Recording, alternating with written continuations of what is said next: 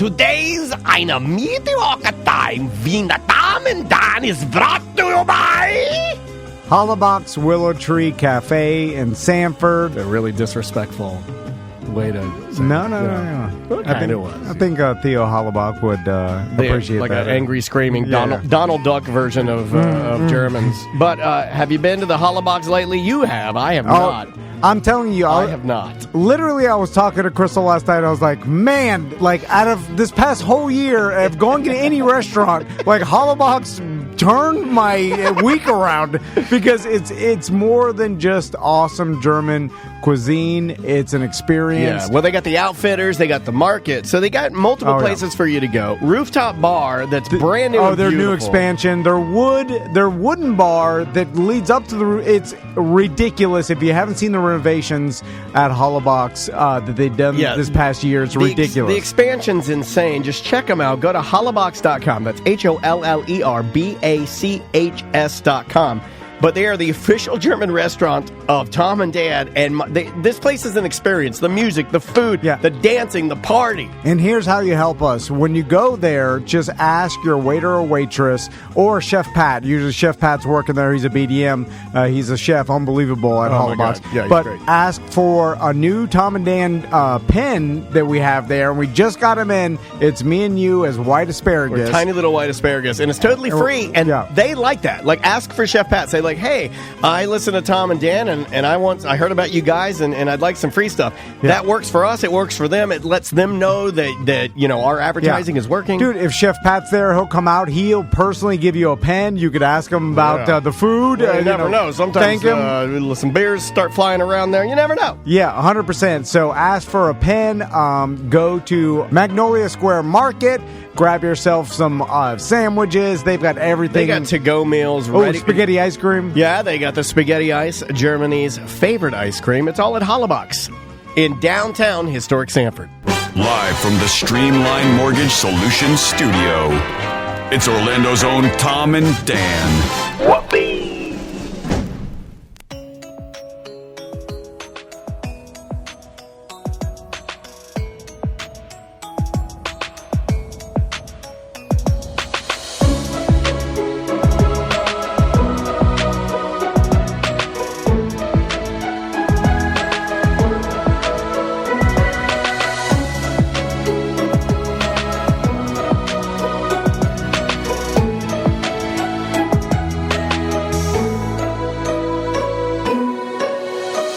Welcome to the Friday free show of A Mediocre Time.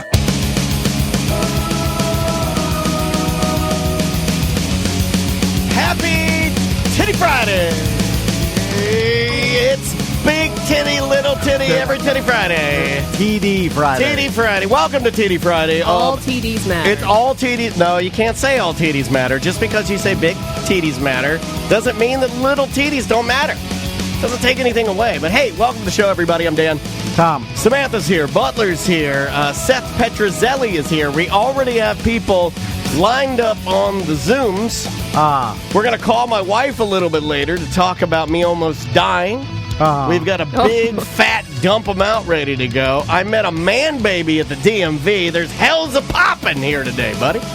Also, Seth bullied the fine maintenance workers. Why would you do that? They're the nicest men, too. Butler and I have worked really hard to work up a good relationship with these guys. So what I made happened? a mistake. So you're walking up here. You come 2 minutes before the show starts. So that's why I'm rushing in, so I didn't take a good look. But it did look like Butler. Oh, yeah. And you thought that... Everybody looks like Butler. He's kind of got that, he's got that look. You look at a guy, that's not him. He's also really tan. So probably he's outside constantly, this guy, so he's obviously... he's never in here. He's always outside enjoying the Florida time. So you saw a guy cleaning our windows of our office, and as you walked in, what did you tell him? I also like that you think we make Butler clean the windows. That's why he does everything else kind of bitchy around here. So. Hey, shots fired. Yes, he does. Yes, he does. That's why I said what I said. And confirmed. And What did you yell at him? I said, yeah, wash those windows, bitch. Why would you do that? When did you realize it wasn't Butler? As soon as about another 5-degree turn to the side as I was walking by him to look why he didn't turn to recognize what I said or acknowledge what I said, and I was like, it's not Butler. God damn it, Seth. You just keep it to yourself, man. Yeah, but he didn't look at me, so I'm assuming he didn't hear me. Either that or he was just like, motherfucker. Well, if he did look at you, there's a muscle Probably guy. you're a racist piece of shit. That's possible. Yeah. That's possible. And he is a racist piece of shit, but he didn't mean it that time. Yeah. Right. You know That was what an I mean? accidental racist. Yeah, Remember that song? We covered that. Hold on. That was a We thing. covered that. That's a horrible It's song. Samantha racist for assuming he's not white. No,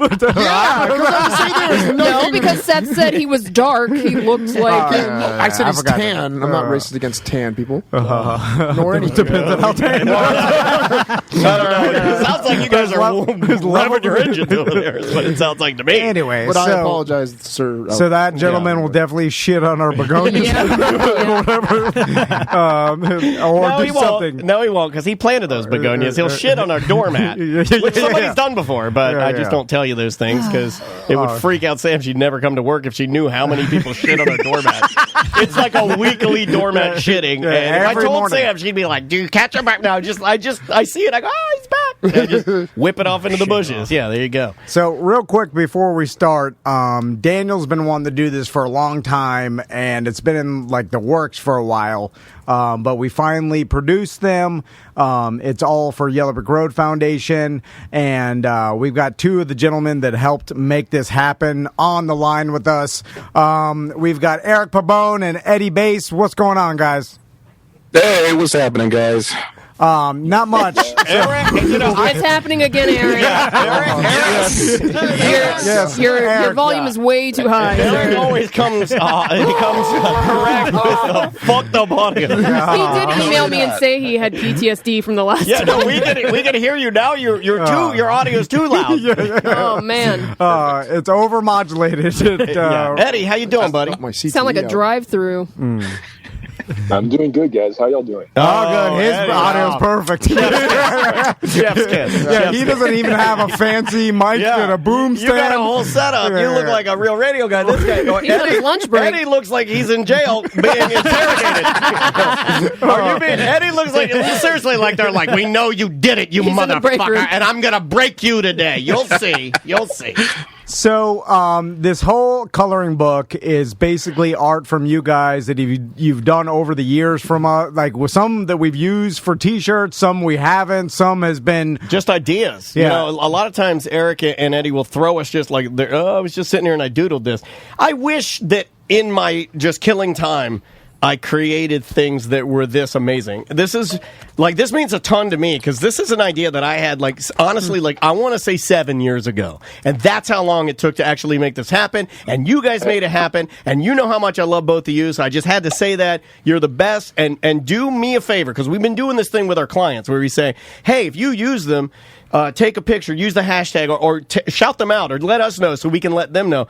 Go to these guys' Instagrams wherever wherever they throw their art, and give them a follow. First of all, you're going to enjoy the follow. You're going to like it. It's going to be good content on your feed, not bullshit, not politics, not garbage. It's going to be creative stuff. But give them a follow. That's the best thing you can do for us so we keep getting art is to support these guys. We got to support each other. And so when Daniel came up with the idea... Butler's laughing at me. It's making me mad. Well, I was like, yeah, we should definitely do this. And then we thought, because we haven't done any events for Yellow Brick Road Foundation because of the pandemic, we were like, maybe this could be a way to raise money for them. And you guys were nice enough to donate all the art. Vintage Paper Company printed all the books for us. Yeah, man. Mark and all the guys over there did such an amazing job on it. It looks great. Yeah. Everybody here helped. Samantha was instrumental in helping organize it all, and you guys put it together, and now we're able to sell them. They're on our site now. We sold over 100 so far just to BDMs. So we only have a little over 100 left. So if you want one, get one. But but we raise half the money. We hope to write a check to Yellow Brick for $5,000. Yep. At the end of this, 100% of all proceeds, every dollar that's spent on the coloring books goes to the donation. And we can say, like, take that, COVID. Normally we pass around like a milk jug or something at just a simple event. Yeah. At the end of a beach party, you get $1,000. That's how and then we give that to Yellow Brick. Well, because we can't do any of that, this coloring book's kind of taken the place of all of that, and it's working. It's working out. And then we're going to donate all the shipping and handling to get it out there. That way, all the proceeds go to Yellow Brick, and we can write them a nice check. Seth said something really cool, too, and are you okay with me? Yeah, I did. Yeah, well, no. You mentioned this when you were talking about the coloring book, and Seth said that he's going to match that $5K. So we have an even $10K. Okay, all right. For the That was awesome. Give it up for Seth, Mr. Petrozelli, what you gonna do? What you gonna do? Make your dreams come true. Enjoku karate. I think he said it right. He got the closest. I said it right because of his generosity. Okay. So anyway, guys. So over the I don't know what the oldest piece of art is. What's in the here. oldest piece of art, guys? That's going to be something from Eddie. I think it's Snoots. I think it's the Rick Ross. Rick Ross Okay, yeah. Because that's got to be 10 years or 9 or 10 years ago, right? Yeah. That was from the original office, the studio in your house, the old house. Yeah, that was our second. First. First, dude. We did Snoots in the it was first the first one. studio. Yeah. You're absolutely correct. I don't know why anything that goes with memories, I'm like, I'll I fight you think on you hit this. it on the nose, man. That's crazy. I was So, going to say, Wait, it might be that. It's that. That's the oldest piece. That's the oldest piece. What do you got there? the Drunk of the Bear The Drunk one? of the Bear one. No, I think he did that after Snoots. Did he? Yeah. There's But it's a great book. Awesome, I mean, it's just 50 pages of just amazing art. By the way, it's an adult coloring book, but we did scan through there, and then I deemed it appropriate enough to give to my sons. It's child-approved. To be fair, I only looked at the drawings itself. I didn't read anything that was written on there, so that's my bad. I'll take full blame for that. There's There's stuff written on the drawings. No, it says titties. Things. Oh, you just tell them that like- says chocolate milk, not titties. Yeah, there's like a Tom, isn't there a picture of Soapy Butt in the coloring book? Oh, yeah. Yeah, but that's in his house too, Yeah. so his kids already see that. I didn't He realize. makes them bow to it before they leave. It's like, oh. Respect the soapy butt. I'm not It's like joking. a fucked up dojo. Max read that, and he's like, oh, they got so excited that they were actually in. There it is. They were in the coloring book. I think we talked about this before, but Max read, he said, Dr. Google and the case of the missing soapy butt. And then he's like, I know where it is. And then I'm like, I can He's on the case. And one day, like, when they get old enough, they're going to be like, my dad was a weirdo. Yeah. And my mom is a weirdo. My mom hung pictures of her ass up, and then my dad made coloring books about it, and he sold them to his fuck buddies. I'm so fucked up. Anyway, so look it over if you do give it to your kids. But it was fine for Max and Tommy. They're having fun coloring it now. So, But fellas, thank you so much, man. We appreciate you zooming in so we could just talk the whole time, and you could sit in the bottom screen and look like a little square. yeah. That's what we're here for, man. Oh, Every you got your time- audio. Your audio's good now. Yeah, it's yeah, good yeah. now. Oh, my God. dialed It's a it in. miracle. It's perfect now. So, what's the easiest way that our listeners can support you guys, since you guys are cool enough to donate all this, for Yellow Brick and to help everybody out? For me, it's artofericpabone.com, Pabon. All my stuff is there. If you want to find me on Instagram, it's Art of Eric Pabone. And we actually have a podcast called Masters of the Cinematic Universe that Butler was a guest on. That episode dropped today, so check that out to hear your boy, the Choppa. He's not my boy. Don't ever say that. Don't you ever fucking say that. He's not my boy. And last thing I need to hear Way to go clean the windows. Yeah, I was going to say, you have Clean those fucking windows, bitch. I do not want to hear Butler talk more. Just me. Everybody else, fine. He's good to everybody. I have to listen to every day. Every day.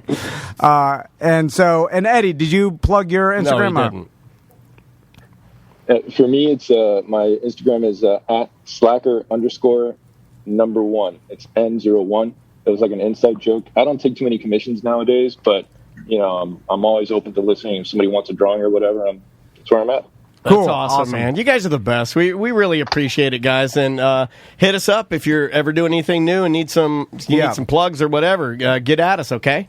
You got it, man. Thank you so much for having us. All right, no problem. Yep, we'll talk to you guys soon. Thank you. Later. And also, you can get some Pabon art on T-shirts at Sunshine State Threads in Sanford. I can never say that. It's hard. Sunshine State Threads. Okay, yeah. There you go. It's like running across a tightrope for me. And all right, so Seth's event was last weekend. We talked about it on the BDM show, and it went well, right, Seth? Yeah, so it went very well. According to me, it went well. Then I listened to the last 30 minutes after you hung up on me on the phone. I know. I knew you guys thought I didn't listen, but I stayed on specifically. You can't listen to that. To how Daniel was. We're just fucking around. I was telling them, I was doing the old radio thing where it's like, come on, get them. Yeah. Spin the yarn. Spin the yarn. Next event, wait till the next event, you guys. We'll drag your name through the dirt. It's all dirty.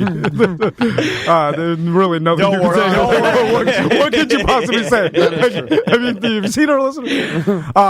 So now, when we were talking about it, Daniel and Travis did mention when you were doing a demonstration of takedowns that you had one of your students participate in this, and he was. I had already left to go get a heart rate monitor, and Travis was there to witness it. And then I'm getting text messages from Travis, who said, "You left a little too early. Seth is out here abusing a teen boy," and I'm like, "God!" I was like, "That sucks," because I'm in line at REI trying to get a heart rate monitor like a fucking old man because I broke my heart rate monitor. You know the little aluminum the ones under the booby. Yeah, you know the little aluminum snaps. Some medical. Because I got one that measures my CO2 levels. Why are you doing this? Because you put it on your finger. You put it on your laser finger. You put it on your finger. Those are good. The oxygen level. Yeah, those are good. I have it right by my bed. My husband has one of those too, but he had corona. So. Yeah. There's a reason. He got it after. The doctor gave it to him. There's a difference. He just sourced his own. I looked for the best one on Amazon, and I bought the most expensive one I could find. Man. Look, you just got done running stadium stairs, and you're like, gotta check my oxygen while I sleep. All right. So we found the teen boy, and he's online. Stop calling him a teen boy. Hashtag old teen. How old is he? He'll be 18 in a few weeks. Teen boy. So he is a teen boy. And show me teen boy. Stop calling him teen. It just sounds hard. How old is he? 17. All right. Everybody else made it weird. What line's he on? Line one. So hello there, fine young teen boy. How are you? Good. How you doing? Hey, he's so nice. So Javier is on the line with us. My wounds are still healing. So Javier, I'm curious how you met Mr. Petrozelli. That was like a accordion. Were you in his class? Young teacher, the subject of dojo fantasy. I might have to do that. I'm loading that shit up. Javier, how'd you meet Seth? So, when the pandemic began, my old dojo, it closed. So my old sensei, because he moved, he recommended Sensei Seth Petrozelli. You're going to love him. That's coming from Sensei Jerry. Sensei Jerry, I don't know Seth, but I heard a lot about him, and I think he does a little bit more traditional than my cowboy kick-arounds. So your old sensei... Sensei Jerry. How was your old sensei? Was he like, traditional, what we'd imagine a sensei being, not so much... Was he like Zubaz pants, or was he Seth? Because Seth is traditional dojo. Was your other sensei a little more Americanized? Well, my sensei was from Venezuela, my old sensei. Okay. And he's very formal when it comes to karate. And Sensei Seth also is very formal when it comes to karate also. Both of them are very good teachers. Sensei Munjet. So, Javier, when you first met Seth, did you know of his background as far as, did you know about his fame from the Kimbo Slice fight and his MMA stuff? He's a famous MMA fighter. No, I had no idea until I actually read his biography, and it said that he beat Kimbo Slice, and I was like, what? No way. And so I looked at the video, and then I was like, oh my God, that was him. And then he went, Team Boy confirmed. And then he went to other videos. Did you see? Did you go further in the internet and see? What else did you see in there? Yeah, because if you search Seth's name, Kimbo's Life's not the first thing that shows up. You see a couple videos downtown where he's like, kiss me, bro. Kiss me. Spit in my tongue, bro. I'm not gay, but I'm gay. Yeah. Did you see? Did your mom have to see any of this or any like age restricted videos? Yeah, because you've been with him for a while now, right? Yeah, I've been with him for a little bit. Yeah. So, by the way, if you're 17, the Kimbo's like you were 6 years old, younger than my son. Yeah. One day that man is going to be my sensei.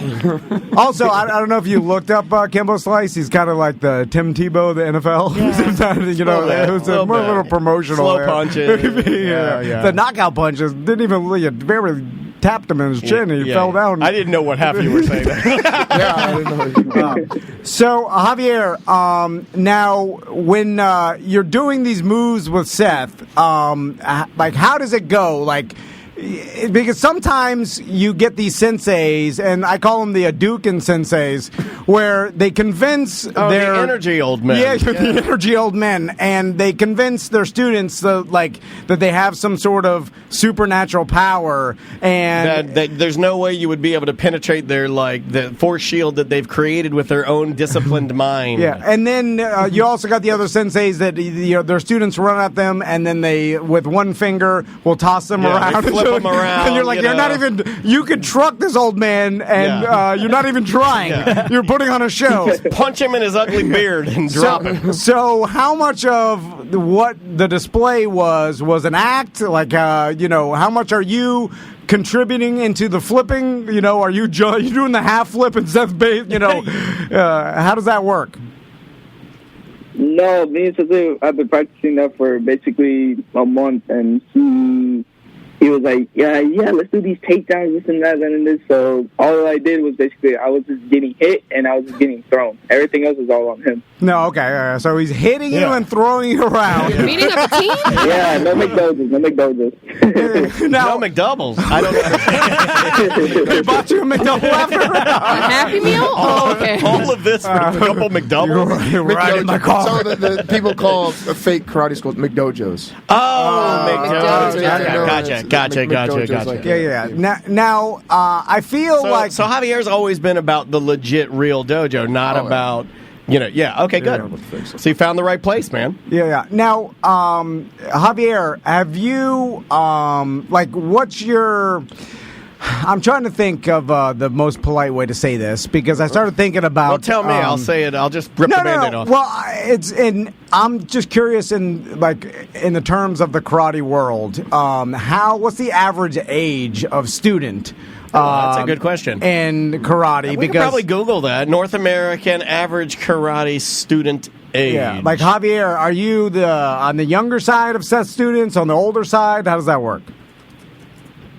So I would say, as far as karate experience, I'm one of the oldest in the dojo, but in his dojo, I'm like the youngest because I kind of got there a little later. Gotcha. Right. Because I have this overall feeling about karate that it's maybe skewed towards a younger demo for the kids. You think it's more for children? You know what I'm saying? But I do a great job of separating.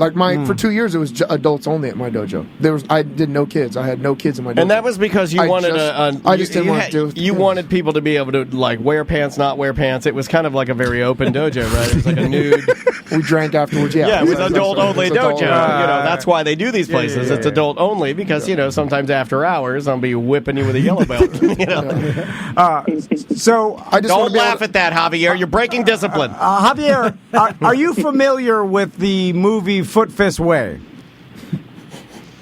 No, I'm not familiar with that. We're going to buy that for you. Are you familiar with the character Kenny Powers?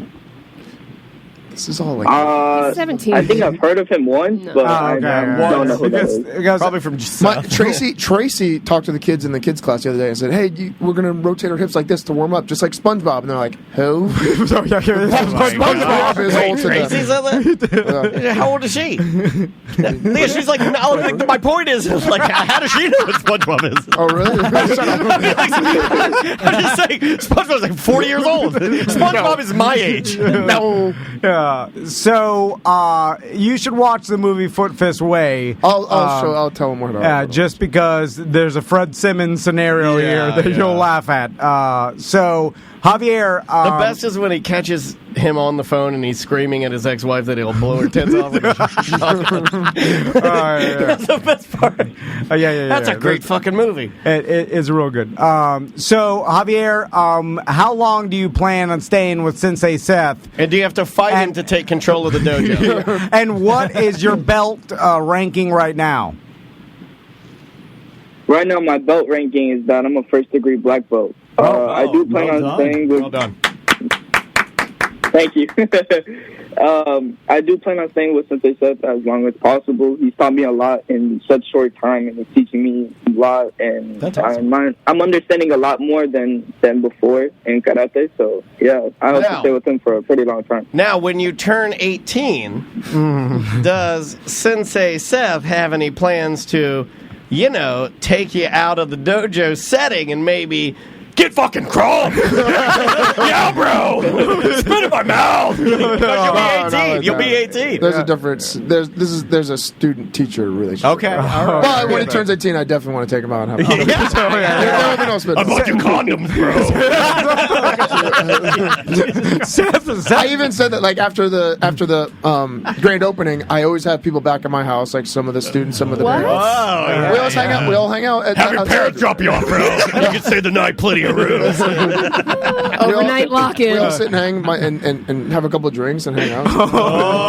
Seth plays acoustic guitar. They're older. They're like my age. Oh, okay. They're my students, older adult students. Pillows. Is it in your Pillow palace? Hey, my chill room. No, I was about to just play a couple of my new originals. If you'd like to take some seats, there's pillows everywhere. Make yourself at home. There's a bunch of coolers with drinks. Just make yourself at home. I think you're really going to like it here, Javier. I usually have a big thing of sake. We all do like sake shots at the house. It's a good time. And then relax. Then they see a girl walk by. They're like, that girl was in 10th grade last year. Who is that? Is that Matt? Is that Matt Gates? All right, Javier, we appreciate you giving us a call. We'll check in with you again. Now, is there a point in time where you'll surpass Sensei Seth and then have to move on because your abilities are, he can't teach you anymore? Probably not. There's always something to learn with any sensei. Even if you are a higher degree, you could be 5th degree and you still learn something else. So probably not. He's got a good head on shoulders. What I would have said, Javier, is once my mental cognition starts to decline more from all the hits to my head, you'll probably have to start teaching for me and doing Oh my God. Now here's the question I have for you. Once that happens and once you... Why don't you stop saying once that happens? That was a joke. You're being... It's going to happen to all of us. Once you cognitively decline and you're kind of a little more... Slow. I don't know. You're a little more Cassius Clay and a little less Seth. Will you still put the gi on in the wheelchair? Because I wouldn't. I'd just go sweat. I'd just go sweat. Yeah. Plus, I think it's also insulting to those that can still move that you're even wearing it. It's like, at that point, it's just pajamas. Yeah. And Javier, when Sensei Seth starts leaving his belts around, just go to his office and be like, hey, Sensei Seth, you left your belt again. Try to hide it. What did I do? Try to hide it from the other Tracy, help! Tracy! Long gone, yeah. I know she's been gone for years. But you're holding a picture. But I'm still holding a picture. I'll think Javier is Tracy. That's bad. That'd be bad for Javier. Or any of the girls in my karate studio, I'll just call Tracy. Well, thanks for being a good sport, buddy. And you guys did a great job, man. And congrats on the dojo opening, okay? Thank you. I appreciate it. All right, no man. problem. Keep doing what you're doing. Seth really likes you a lot, all right? Keep it up. Thank you guys for having me. Yeah, Anytime, no problem. Man. Be good. Happy birthday. Right on. So, Happy 18th. well, Seth, what did you tell him that he was on? Because you said you told him radio at first. I'm like, he didn't understand radio. Yeah, he don't know nothing. I don't know. He doesn't know what's I said SpongeBob radio. is. Then I gave him your website, and then he said, "How do you listen?" And I said, "You can go on YouTube, you can go on Twitch, you can go download their app." And blah, blah, blah. So I gave him the spiel. I know what I was talking about. I wonder. We should have asked him. And then I said, "Oh, it might be on 104.1 later." Yeah. Hoodwink. So, but for kids that age, I wonder if it's even a big deal if you're like, you're on this person's Instagram page. It's like, oh yeah, everybody I know has an Instagram or a Facebook. I wonder, because it used to be when we were younger, like getting on the radio, even to deal. like say a Being request. in the newspaper was a big deal. Yeah. I remember being in the newspaper and then like my mom clipping it out. And I remember my friends coming up to me and being like, "Oh, you were in the newspaper." And it was like, I was like, well, this is the first step to me being super famous. Like, that's how you felt. Yeah. I think that's how you felt. But I wonder if anything like, maybe if you were on some social media influencers, like if they commented back, like what's exciting to young people now? He was excited about the YouTube. When I said YouTube, he was excited. Even when he first joined karate, he's like, "We got to do a YouTube. We got to make the YouTube big, the YouTube channel big." So he was like all about YouTube. Yeah, but you can just put yourself on YouTube. I mean, you know what I'm saying? It's like not a big deal to be on YouTube, but I guess being on a YouTube show is the equivalent to a radio show. But don't they look at the followers? Well, even like getting a comment. Like if you were an influencer, trying to be an influencer, and you like, let's say you put out a video, and then let's say, I'm trying to think of, the comedian, Mulaney, who's... John Mulaney. Yeah, John Mulaney. Let's say he commented on it, right? That would tick the box, right? I think so. I think if it's any like influencer or celebrity that you enjoy that interacts with you, I think that'll move the needle. Who was the guy that played Lieutenant Dangle on Reno 911? Oh, I forgot his name. That guy commented on something that Big Tim posted. He did, yeah. And then Tim sent it to me and said, "Check this out." And I look at Tim as being, he's younger than me. I mean, He called Tim like a national treasure. Yeah, he said, "You're not." It's like, to me, when I see stuff like Really? that, That's that would be pretty cool. like the new kind of. That would be like cooler than getting a bunch of people looking at it. It would be like to get somebody that I admire to like give me a compliment. The Rock called me a douchebag. I was. What? I would like that too, though. I we would. got a Twitter war for. A Twitter Oh my God! I That's would like that too, hilarious. though, because he knows about the work. Like he's a wrestling. What did guy. you say to The Rock to make him call you a I made fun douchebag? of. It was about SoCal Val, and when I said something, and he said something. "Calm down, bro." I'm like, "There's only one Silverback, bro."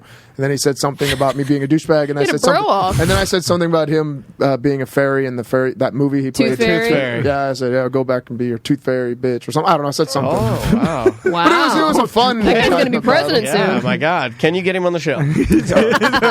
About as easy as I can get Joe Rogan, I guess. So anyway, Did you want to call my wife? You want me to tell that story? Yeah, Before yeah. we take a break, we can totally do that. Do you have my wife's number, Sam? I don't think so. I should save that in well, my I got it. phone. Here, I'll tell her. I'll text her and tell her to Yeah, call. just have her call. Let's see. I'll text her now. This is how we do things now. But okay. So this ties in perfectly to, you'll like this story, and I'm glad that it's a Friday when you're here, because it was 2 nights ago. We cleaned up everything here, and Andrea has our like eating schedule to a point where there are certain days that like everything's planned out. It's like, this is this, we're cooking this, this is a go out night, that kind of nice. thing. Yeah, it's great. We're not really the type of family where it's like, what do you want to do? And they're like, no, she likes it all organized. And she plans it out for like 3 weeks. It's heavy. that's amazing. It's heavy. I'm not exaggerating at all. We have no idea what we're going to eat for dinner. Literally half an hour before dinner. Every single day. I know. It's insane. I completely get it. So, but it's weird to me too. I'm lucked out because I'm married to it, right? It's not me. But she will plan out 3 weeks of food and have I think everything. She's calling now. Okay, I'll snag that. Hey, is that you, babe? It's me. Hey. Okay. So I was giving you a compliment about how you plan out, and all of our meals are planned out, and it's like 3 weeks in a row.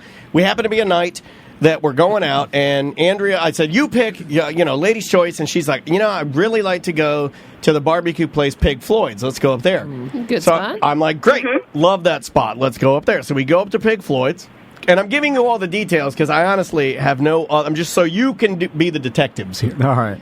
So we go to Pig Floyd's. I see the owner. He sits at the table. We talk to him for a little while. I'd like to get them to maybe possibly be a watering hole or something, because I really enjoyed their brisket and their food, and it's yummy stuff. And it's odd barbecue. It's different. It's not quite like your traditional like, come on down and get some barbecue. It's not like that.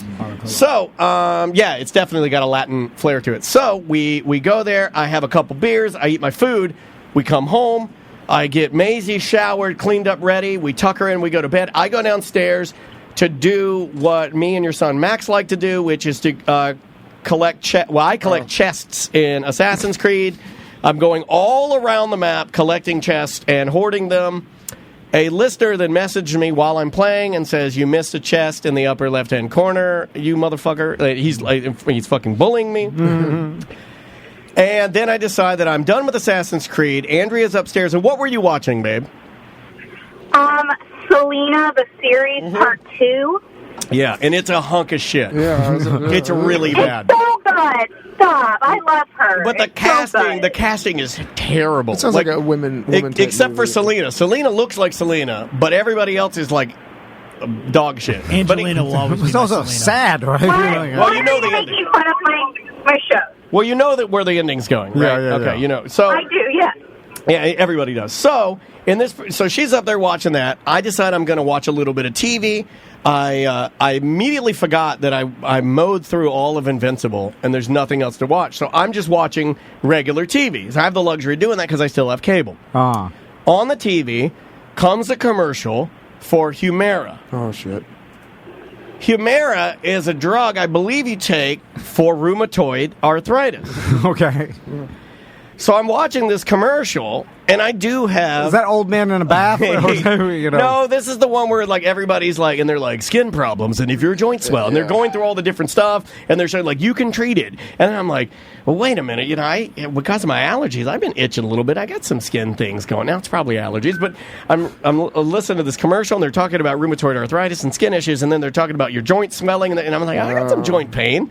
Maybe, oh my God. And then they're talking about like, then I start Google. Then I instantly just pick up my phone when I ain't really thinking about it, and I haven't done this for a hot minute.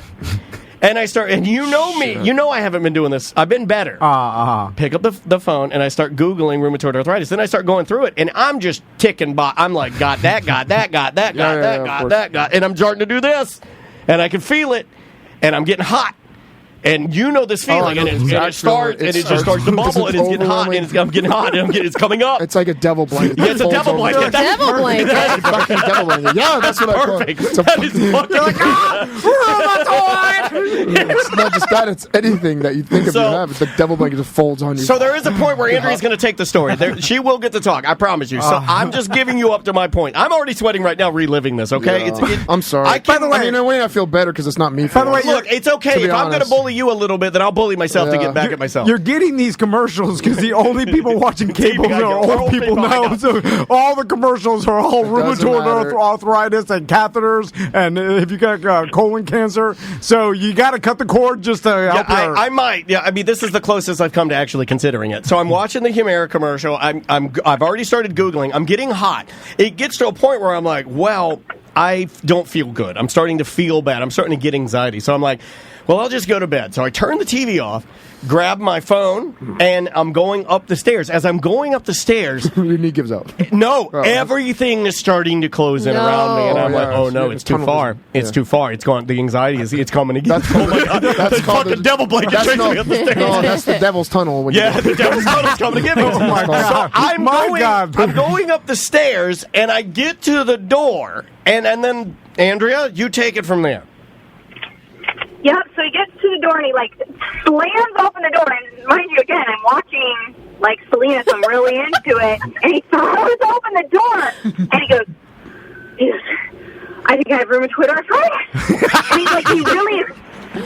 He's labor breathing, and I'm thinking, well, if you do, that's okay. You don't really die from that, right? That's the last thing I remember you saying, by the way, is that it's manageable. I remember her saying it's manageable. That's why I always look at it. No, wait. You just fucking wait. So then he walks over to his side of the bed, and he goes, I promise you, Like, I didn't do anything else. Like, I guess, like, maybe I thought he, like, had a few more drinks. And he only had, like, 2 drinks at Pig Floyd's. And he's like, oh, I didn't do anything else. And then why didn't we get yelled at? He starts to slump over on his side of the bed, and I thought he was just kind of going to his knees just to kind of, like, get his breath back. Well, then he falls on Maggie. Maggie is on the bed. The dog is on the bed. You gave the dog arthritis. She goes, and then, like, runs on the bed, and I'm, like, looking at him, and I'm starting to get, like, mad. I'm like, why did you just hurt the dog? You know, like, you fell over. Why did you just hurt the dog? I think he was just kind of trying to get his breath back. Yeah, I think you also thought that there was an element of me, like, kind of fucking around, because I fuck around, you know? Yeah. And so... You don't fuck around with this. Yeah, go ahead. Well, then I look over, and I realize he's not really moving, and he's kind of sliding down, like, to his knees to the bed, and his eyes are just, they're open, but they're, like, going back and forth really fast. And I'm like, oh, my God. I'm out. You passed out? I pass out. He's out. He is out, and I start, like, pushing him, and I'm like, Daniel! Like, I start... She was screaming, she's like, Daniel! He's not responding to me, and I'm, like, kind of slapping him, because I would think, you know, if you're pushing somebody and slapping somebody, they're going to respond and be like, or just even murmur to me, nothing. He is not, and so I get him under the armpits, and I throw him kind of onto the ground, because I'm like, he needs to get, like, blood back to wherever he is, like, freaking out. So she pushes... So then he's on the ground. Yeah. She pushed me off the bed, so my God. Wow. I'm collapsed. I'm laying on my back, right? And my eyes are wide open, and they're just going... like a slot machine. And he's not talking to me, not anything, you know, like he was Tom, still, wait like, for it. talking Wait to for me. it. Ready? So 20 seconds. At least 20 seconds, she says I was out. Wow. Oh, yeah, and I start, like, I get him on the ground, and I start, like, really just, you know, and then I'm like, oh, my God, I'm going to have to call the, you know, emergency services, because I can't get this guy, like, and finally he, like, comes to, and he was like, I don't, you know, and he kind of just can't get his words because he doesn't know what happened. No, he just had a stroke. And so he came to, but he laid on the ground for a little while, and he's like, can you get me a washcloth? And I was like, you know, you start thinking about it, you're like, yeah, that's sick. I just put it on my head. What the fuck is that going to do? I don't know. It's like something you can I didn't want to move. I didn't want to move. Oh, yeah. Your washcloth. So he laid there, with a cold washcloth, and then, and I'm thinking to myself, like, all because he thought he had rheumatoid arthritis, like, I mean, I don't know. And then you get kind of mad, but you're, like, you're mad, but you're super, like, nervous because of what just happened. I'm like, what? How do we get to this point? There used to be a time where guys coming back from World War II, I know, didn't want to even tell their wives about the atrocities they saw, or like show emotion about the PTSD. Can you bring me a washcloth? I saw a commercial and passed out. I think I have arthritis. I like how Seth's making fun of me. Because I always go to, is it manageable, and if it doesn't say death within 10 years, I'm usually okay with that. That's how you spectrum. If you think you have rheumatoid arthritis or cancer, same shit. It's still. But babe, I was out for like 20 seconds, maybe a little bit more. You were super scared. You almost called 911. Maisie never woke up. Thankfully, I wouldn't. Oh my God, I'd never forgive myself if she saw that. And Maggie the dog is fine. So, and so I just left you laying on the floor to figure yourself out and went back to watching Celine. That's true. That is true. Well, I mean, I guess when you're that is true. It was actually, you know what? The show is better to listen to than it is to watch. I will say that. It wasn't bad from the floor with the washcloth. Not bad, because her music.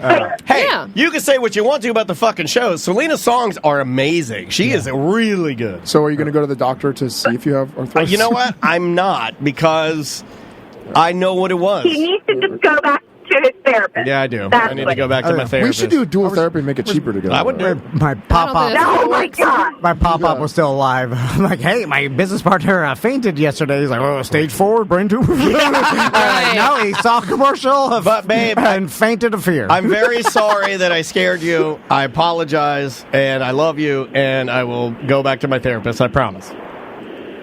I love you, too, and I'm glad you're okay. It was just really scary. And thank you for taking care of me.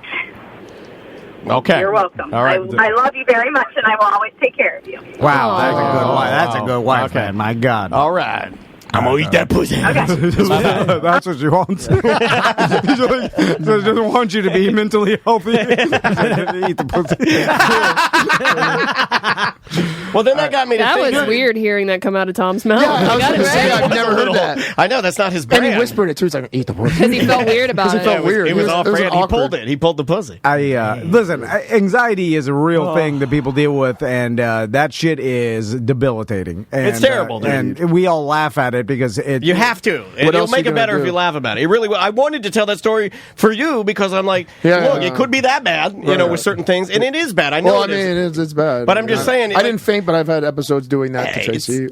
You know what it reminded me of? And there's only one show that's done it correctly, and it's Ted Lasso. That's the only show that's done anxiety correctly. If you watch that scene where he has the anxiety freak out in the club, remember when they go out partying? Yeah. It's perfect. It's I've never seen it. I need to watch it. Plus, it's a heartwarming show. Watch that show. What is it? It's called Ted Lasso. Ted Lasso. It's awesome. It's about soccer, but it's a comedy. It's super funny. You know what they Trying to go to Liverpool. Yankee Club. And they did it right though. The whole tunnel vision where he's like, I don't know where to go, and the labored breathing, and the and it's rapid fire fast. Fast. You know what they usually don't address in like shows and movies and stuff? They'll show the anxiety attack and they'll represent that, and like they'll like, hey, it's a normal thing. People have anxiety attacks, but they won't really show the lifelong living with anxiety that people have to do and treat. Like if they're an alcoholic or whatever it is, it's like a lifelong like keeping it under bay or dealing with it. It's not just like, oh, you have an anxiety attack and then you're back to normal and you're good to go. No, because then they're constantly thinking about it, and that can itself trigger another one. Yeah. No, absolutely. Even talking about this, I'm nervous. You have to because you drenched. think about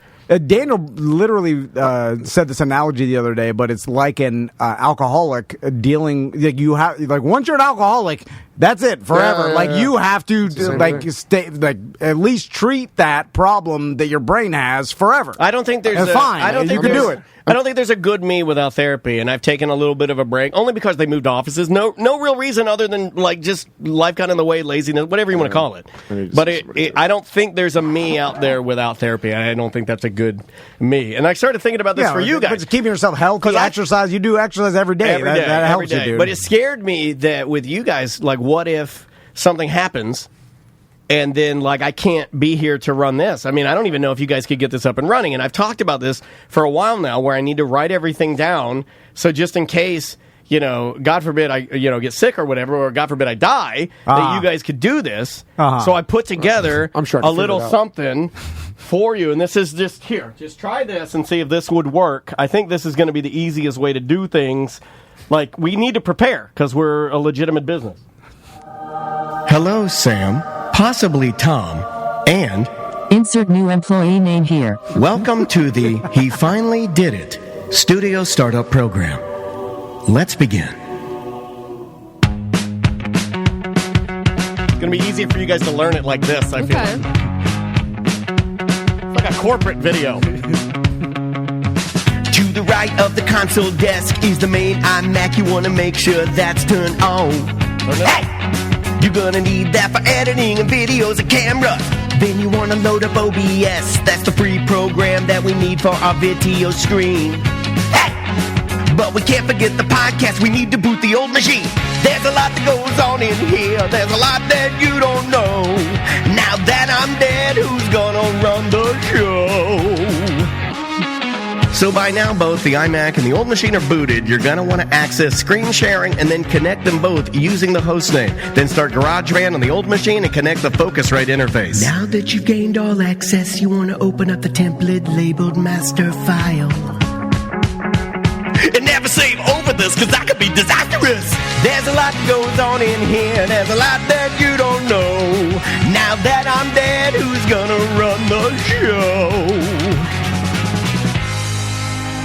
There you go. This concludes course 1 of 15. There you go. That's the first one. So now you can get these two machines on and GarageBand loaded for there. That's a lot of info I had to try to digest there. Well, I gave you guys, I sent you all a just copy send me of that. the MP3, yeah. Yeah, I just then sent you listen to it over and over. You'll memorize the song. It's easier to do it like that. I just wrote down Higher Angel.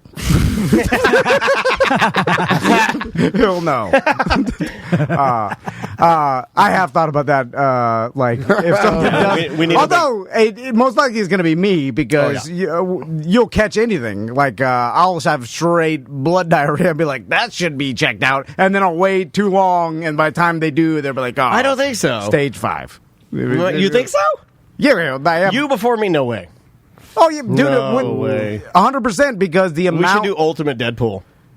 Well, you go to the doctor often enough to check out anything that's wrong. You got a cardiologist, you got everything. So I do try to go once a year for like annual blood test. But other than that, like heart hurts all the time, and like your heart hurts all the time. That's not good, man. Yeah, and I'm just like, oh, physically or emotionally, you're both. No, it's just like a chest pain. I'm like, tingling my arm and stuff, and I'm like, I shake it out, and then I'm like, shake it off. And then I'm like, pretend that didn't happen.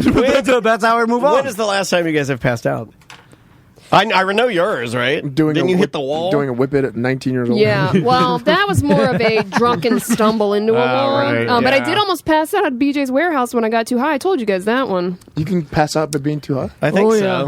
Oh, yeah, because you have a fucking anxiety attack. Yeah, that'll happen. I fainted at a punk rock show in the parking lot after I smoked a bowl in my buddy's car. Like, I fainted onto the hood. That was literally 17 years old. That was the last time I fainted. That's a tough motherfucker. God. It would have been the last time. I vowed to never do it again. Who faints that often? That was the last day I had emotion. My buddy has a fainting problem, and he doesn't know what it's like. He fainted in college a bunch of times, and then fainted in high school. Like, I remember in front of the sub shop one day, he was sitting there. He's his legs? No, he was sitting down. He's like, I feel weird. And then he's like, no, I feel weird. And then he fainted and fell down. They called the ambulance because no one knew. And he just faints randomly. And then it happened as an adult. He gone to the neurologist. He's like those goats. No one could figure out why. I think this is connected to what my dad. Remember the story about my dad in the bathroom after his friend told him about his brain tumor, and my dad fell. He was like, he got woozy when you were talking about anxiety something. Anxiety can make you faint. and it just made him faint. And he broke his nose and busted his front teeth. I think that's exactly what it did. And I'm very much like my dad. So I think that was just my version of that. And if I remember correctly, he would have been closer to my age when that happened. So if this is going to be the new one for me, well, you listeners are in for a lot of treats. You gotta. We need to get you a life alert. No, you need a helmet. I do need a helmet. I have one. I've been wearing it around here. I got one for the kids for sparring. You're not living your life in a helmet. Just walking around with a helmet on. I can't believe it. Special Bluetooth headphones in the helmet. I'm going to start hiding. Put a box over. I think he's behind the box. Don't look at him. You want to take a little break? Yeah. Yeah, we'll take a little break. See what music. Plug something while I pull up this music, my friend. Real quick, people putting gas in plastic grocery bags. That's not real, right? That's a picture, trolling picture. No, my friend. I know my friend, personal guy. It's his camera, and he's talking on it, filming somebody filling up Tupperware, like 4 or 5 things of Tupperware. And then this is in Cape Coral, Fort Myers, Florida. I mean, if that's all you had, I could see somebody doing that. Come on, that's mental illness, right? No, they're stupid. But I think it's beyond that, because if they own a car, like, they had it enough together to get the funds to buy. Like, how could they just put gas in Tupperwares? Like, what do they plan on doing with it? Then pouring it into their gas into their car in the Tupperware? Yeah, you got a funnel, bro.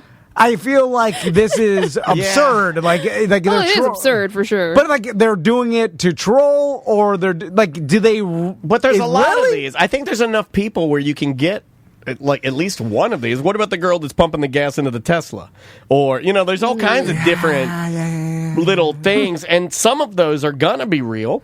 Yeah. It's just, and the one that you're talking about. How is it possible? The one that you're talking about, and I know it because we referenced it yesterday, and the fact that we're looking at the same things on Facebook, the algorithm, like ours is like very much aligned. It just spreads everywhere. Yeah, but this that was an older woman, wasn't it, with like a bigger grandma ass, and she's filling the bags. That's what I saw as like a grandma. I'm talking about just the picture of all. Oh no, I saw a video. Bags. I saw a video of it. I saw the video. I saw the video of like a grandma filling, and I'm like, that looks real because that looks like a real grandma, and I don't think most grandmas. The rubber Rubbermaid tubs. No matter how much they love their grandson, I don't think the grandma's going to say, I'll be a part of your viral video. Right. Okay, pump the gas all over my sandals. I don't think they're going to do that. Well, in the video, she sprung a leak in the first bag and double bagged it, and then she put it in the back of her car. Yeah, always double bagged. It's so hard for me to be like, God, what was her even rationale? Like, I understand that she is panicking over some fake internet gas shortage, but then she filled up the bags thinking,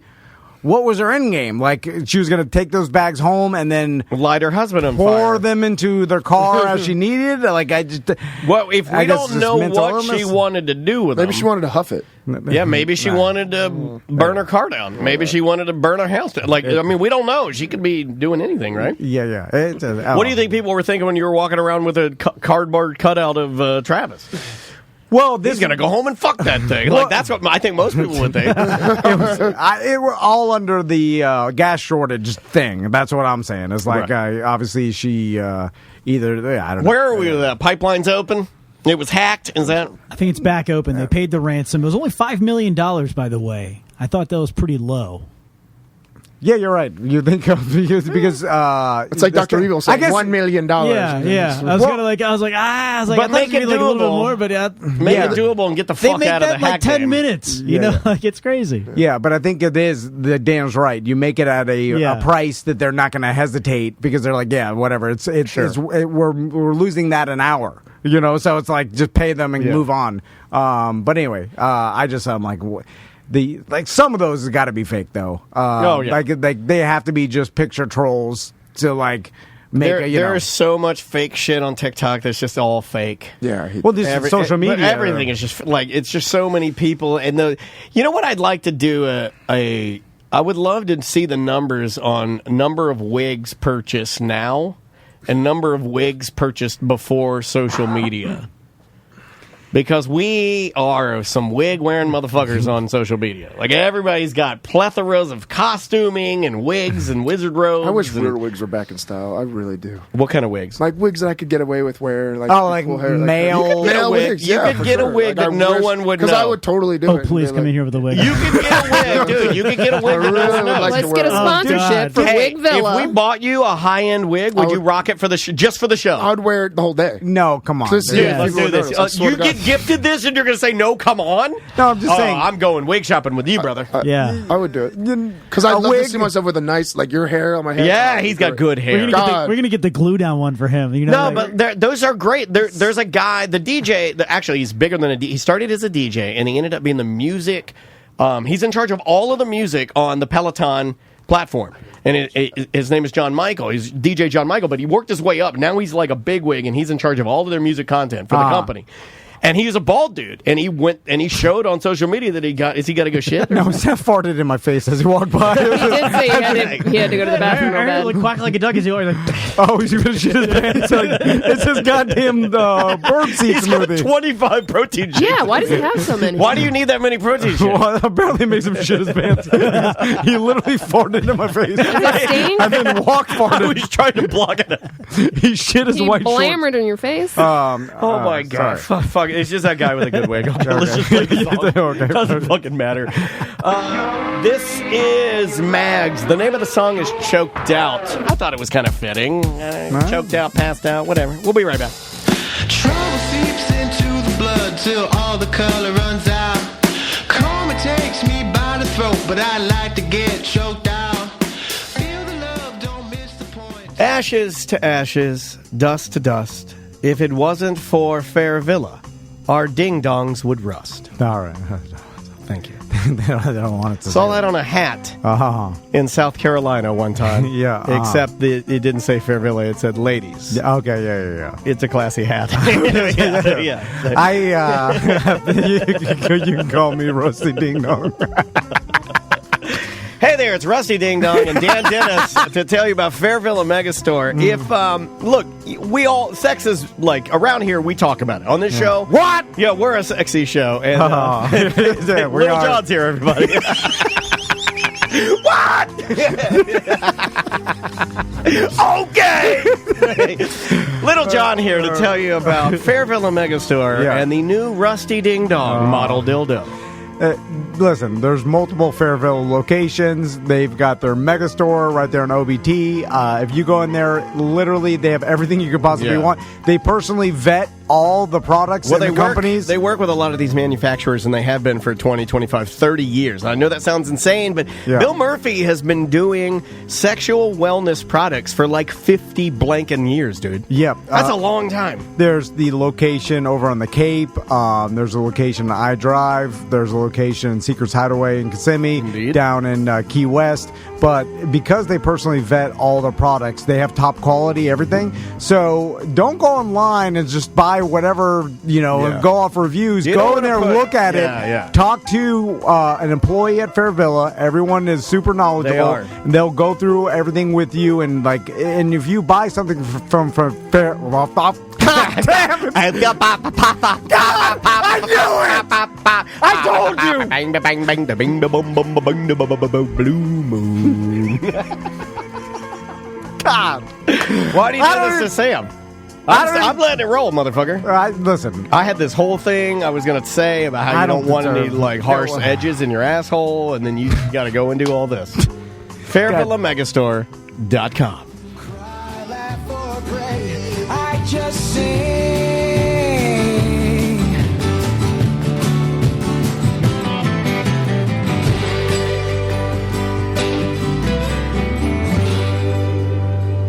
Welcome back to K92 FM. This is Big Frog Tom Van with Big Friday Morning. Welcome back to Mediocre Time with Tom and Dan. I'm Dan. Tom, so we come up with these ideas, and then I have to talk to other grown businessmen about them, which I don't think about when we come up with the idea and we're ordering the magnets. I also would like to take this opportunity to confess to you that when we were sort of separating our job areas, I never knew that you would saddle all of that responsibility alone. And I'm sorry. So, a while back, I can't remember even how this started, but I don't even know if it was like us fucking around on the show or... Well, normally it is. Yeah. Sam has a good memory. Do you remember what we were trying to recall? The first incarnation of Magnuts. So don't hold that up. Put that down. We somehow got to the point where we thought it would be funny to have ballsack shaped magnets. No, you know what I think? With our faces on them. Might have happened. I believe we were on Twitch. I thought we were on Twitch. You gave me two on accident. Yeah, they're thin magnets. Well, they stick better if they're a little thin, and they're better for your paint. But I think maybe did one of us mispronounce it? I don't think so. I think it was we were thinking about a promotion for the Griff truck. Yeah. And we were talking about possibly leaving magnets on them and putting them at different sponsors' locations and we're like, we should get a special magnet just for the Griff truck. And I think Dan just said, what if we did Magnuts? I think it was just that easy. Yeah. It's just that easy. And then we laughed. Then Tony Palmiotti came up with the design. Then we laughed and laughed. Well, Tony didn't like this at all because, Tony, when we've asked Tony a lot to draw a lot of dicks and do a lot of balls and stuff like that. And when you come from, I'm trying to say this politely, when you come from a different generation. When you're set in your ways to draw cartoon scrotom and then put your friends' faces in them, and I guess your these bosses. People pay you, Yeah, these people he was in Vietnam, right? Tony? Yeah, absolutely. 61st CAF Division. And I can always feel when he's like, oh, fuck, they're going to make me draw more penises. Oh, God. with a dick involved. And he hates it. It smells like shit in here. God damn, it smells like shit in here. Wow. Again, it's coming to the cracks. I'm not working here anymore because it's coming on me and you guys are playing some fucking big-ass pranks. This motherfucker's doing it. Look, Butler's laughing. Yeah, it does stink. It smells like you smell so bad, Jeff. What happened? Well, on the way out. He said you glamoured in his face. You saw me run out when you guys were talking. I had to go to the bathroom. Yeah, so obviously. So I didn't think I was at a goat farm. I shit on the way out of here. What? I farted, but it was a lot of farts. I shit in your lobby, bro. Javier's out there now cleaning it up. He's my bitch. I crop dusted pretty bad as I walked. I was like, you shit yourself. Dude, it smells fucking terrible. I'm going to wear a mask on the show. And I thought they lifted the mask. You got white shorts on. White shorts. Dude, I can't work like this. It's terrible. Damn it. It smells like straight. But I don't know why it would still stink. That was a while ago. It wasn't that long ago, dude, because those songs aren't that long. I'm squeezing a little bit. Damn. This is what all the Magnuts. Anyway, so we distributed these at all of our watering hole locations. So it's at Johnny's, it's at West End, Celery City, Tuffy's, where else? EJ Bug Nutty Brewing. EJ? We're being gassed out of here. Dude, it's terrible. Did you flush? Dude, I went in there. It didn't smell that bad in the bathroom. Because there's something. It does. Yeah, it comes through the fan. It comes through the fucking fan. I didn't shit in the bathroom. I held it. I'm hot. Because I felt Oh, God, he's taking everything off. It's coming through the fan. It's back. Okay. Magnuts. The thing is, I still have to poop and it's still in there, so it's slipping out little by little. Oh, my God. He's hotbox in the studio. It's the shakes. It's the energy. You gotta knock that shit off. Yeah, it's all the biotics. So quit with the biotics. You're lucky I didn't do that. And then Butler's over here drinking a fucking soda called Poopy Prebiotic Soda. This is ridiculous. We got the Shit Brothers on the couch. I wish I worked at a mechanic. Yeah. You know what There'd be some bad shits there, you know what smells good, though? You can always walk into the lobby and smell the fresh tires, and that'll reset it. That's true. The fresh tires will reset it. Dude, it's like the coffee bean smell. Look, you got problems in your nose and you can't get the smell out, go to Ace Hardware. That shit smells good. I didn't step on shit when I was outside. So... Anyway, if you want a Magnut, go by... we need to have a studio candle or something. Don't you have a candle, Butler? Yeah, with Black Bamboo. Black Bamboo? That'll mess with my asthma. Please ask for a Magnut. Also, we have a Tom and Dan branded party patch at each of our watering hole locations. Yeah. Currently, they have them all now, so if you're listening to this, go by, take a picture and put it on the social media, too. Also, Eric has about 150, and he's putting one in every order. So if you order a coloring book, any merch item, you'll get a Magnut. Yep. You want to do some news? And, by the way, they're super embarrassing to have in your car. Travis put one on the back of my truck as a little prank, and I picked up my son's. Or I think I dropped off my sons at school with it. Did they see it? No, they didn't. You know, if you put two of them together, it's a dog bone. Oh, okay. There you go. Yeah. Thinking fast. Would you look at that? Or a ballsack bow tie. Ballsack bow tie. You know what? That's the next merch. There's no such thing as a ballsack. That's the name of the show. Now, motherfucker. You could have just said bow tie.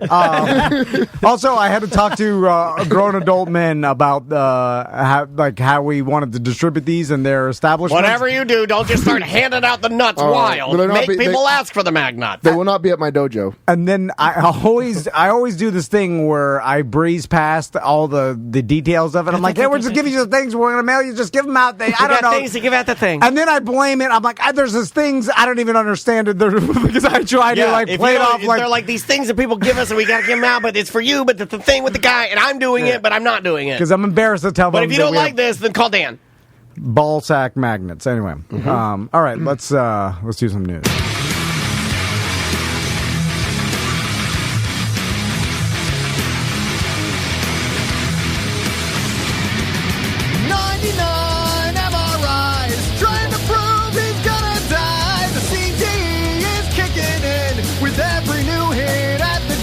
He laid out Kimbo with an attack, but the Russian won't call him back. And we all forgot about that fight.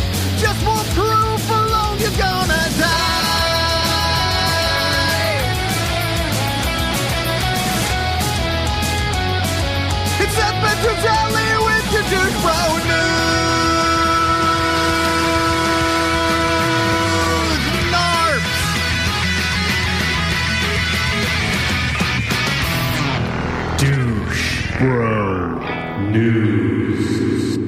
I thought that people stopped fanning their burps at other people in middle school, but apparently not bullies.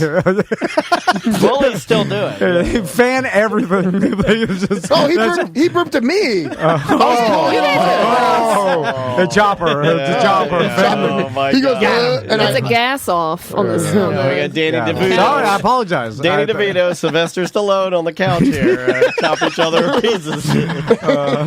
Seth News brought to you by Precision Central. Oh, sorry. God damn it. Precision Door of Central. God damn it. You've been Precision. messing shit up today. Oh, I know. Every single commercial. Sorry. Precision Door of Central Florida. They're looking to hire if you want to work for a good company. Yeah. Talk to them because they are hiring techs like crazy right now. Well, Tracy's looking for a job. There you go. Oh, Yeah, my definitely. God. Send her. Well, hey. I keep telling her to do this. Tell her to sign up. I tell her what to do, then make Tell money, her, and she doesn't want tell her do to it. sign up and do this because suddenly I have a problem with my garage door. More for bearded vegetables. Yeah, but hey, I would not want her to do that. I'd rather be TikTok and stuff. hand dancing. Yeah, she can make tons of money if she just doesn't want it. I appreciate her. What if she wanted to start an OnlyFans?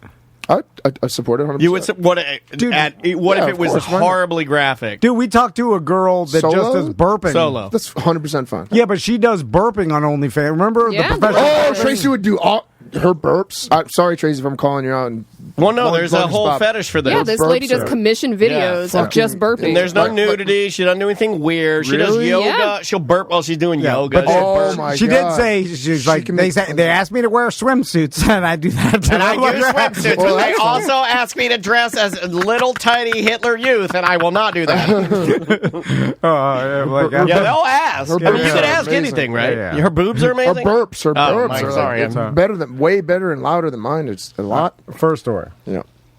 A Michigan woman nearly lost her vision last week after she mistook a bottle of nail glue for eye drops. Oh man, I knew a girl in college that, for whatever reason, her dad repurposed a Visine bottle and put bleach in it, and she went blind in one eye. Oh, yeah. really? Or no, it wasn't Visine. Sorry, it was her contact solution bottle. So it was like a bigger I bottle. used to do that with so five. now she's blind in one eye. What would be the point of that? I have You no got my idea. teeny tiny bleach bottle for my hamster to do laundry. It felt like a setup to me, but she said Yeah. it wasn't. I don't know. Yeah. I feel like You gotta really love your dad to not say that's a setup Right? after that shit. I put my bleach in your eyedropper and left it back in your kit.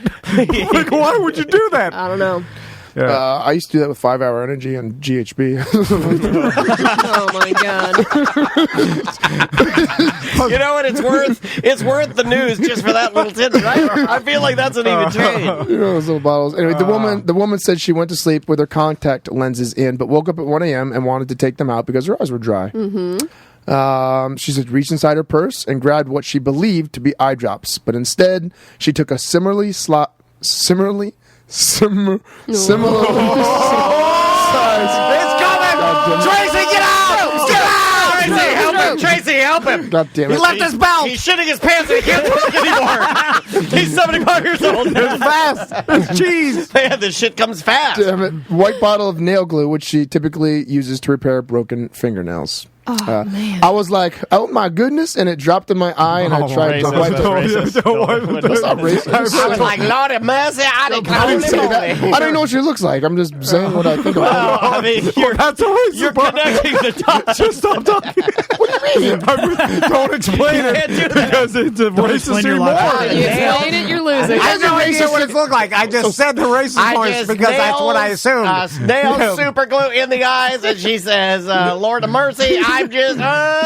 She said, oh my goodness. But you said it like, oh my goodness, you're gonna love Miss Ellie's mango salsa.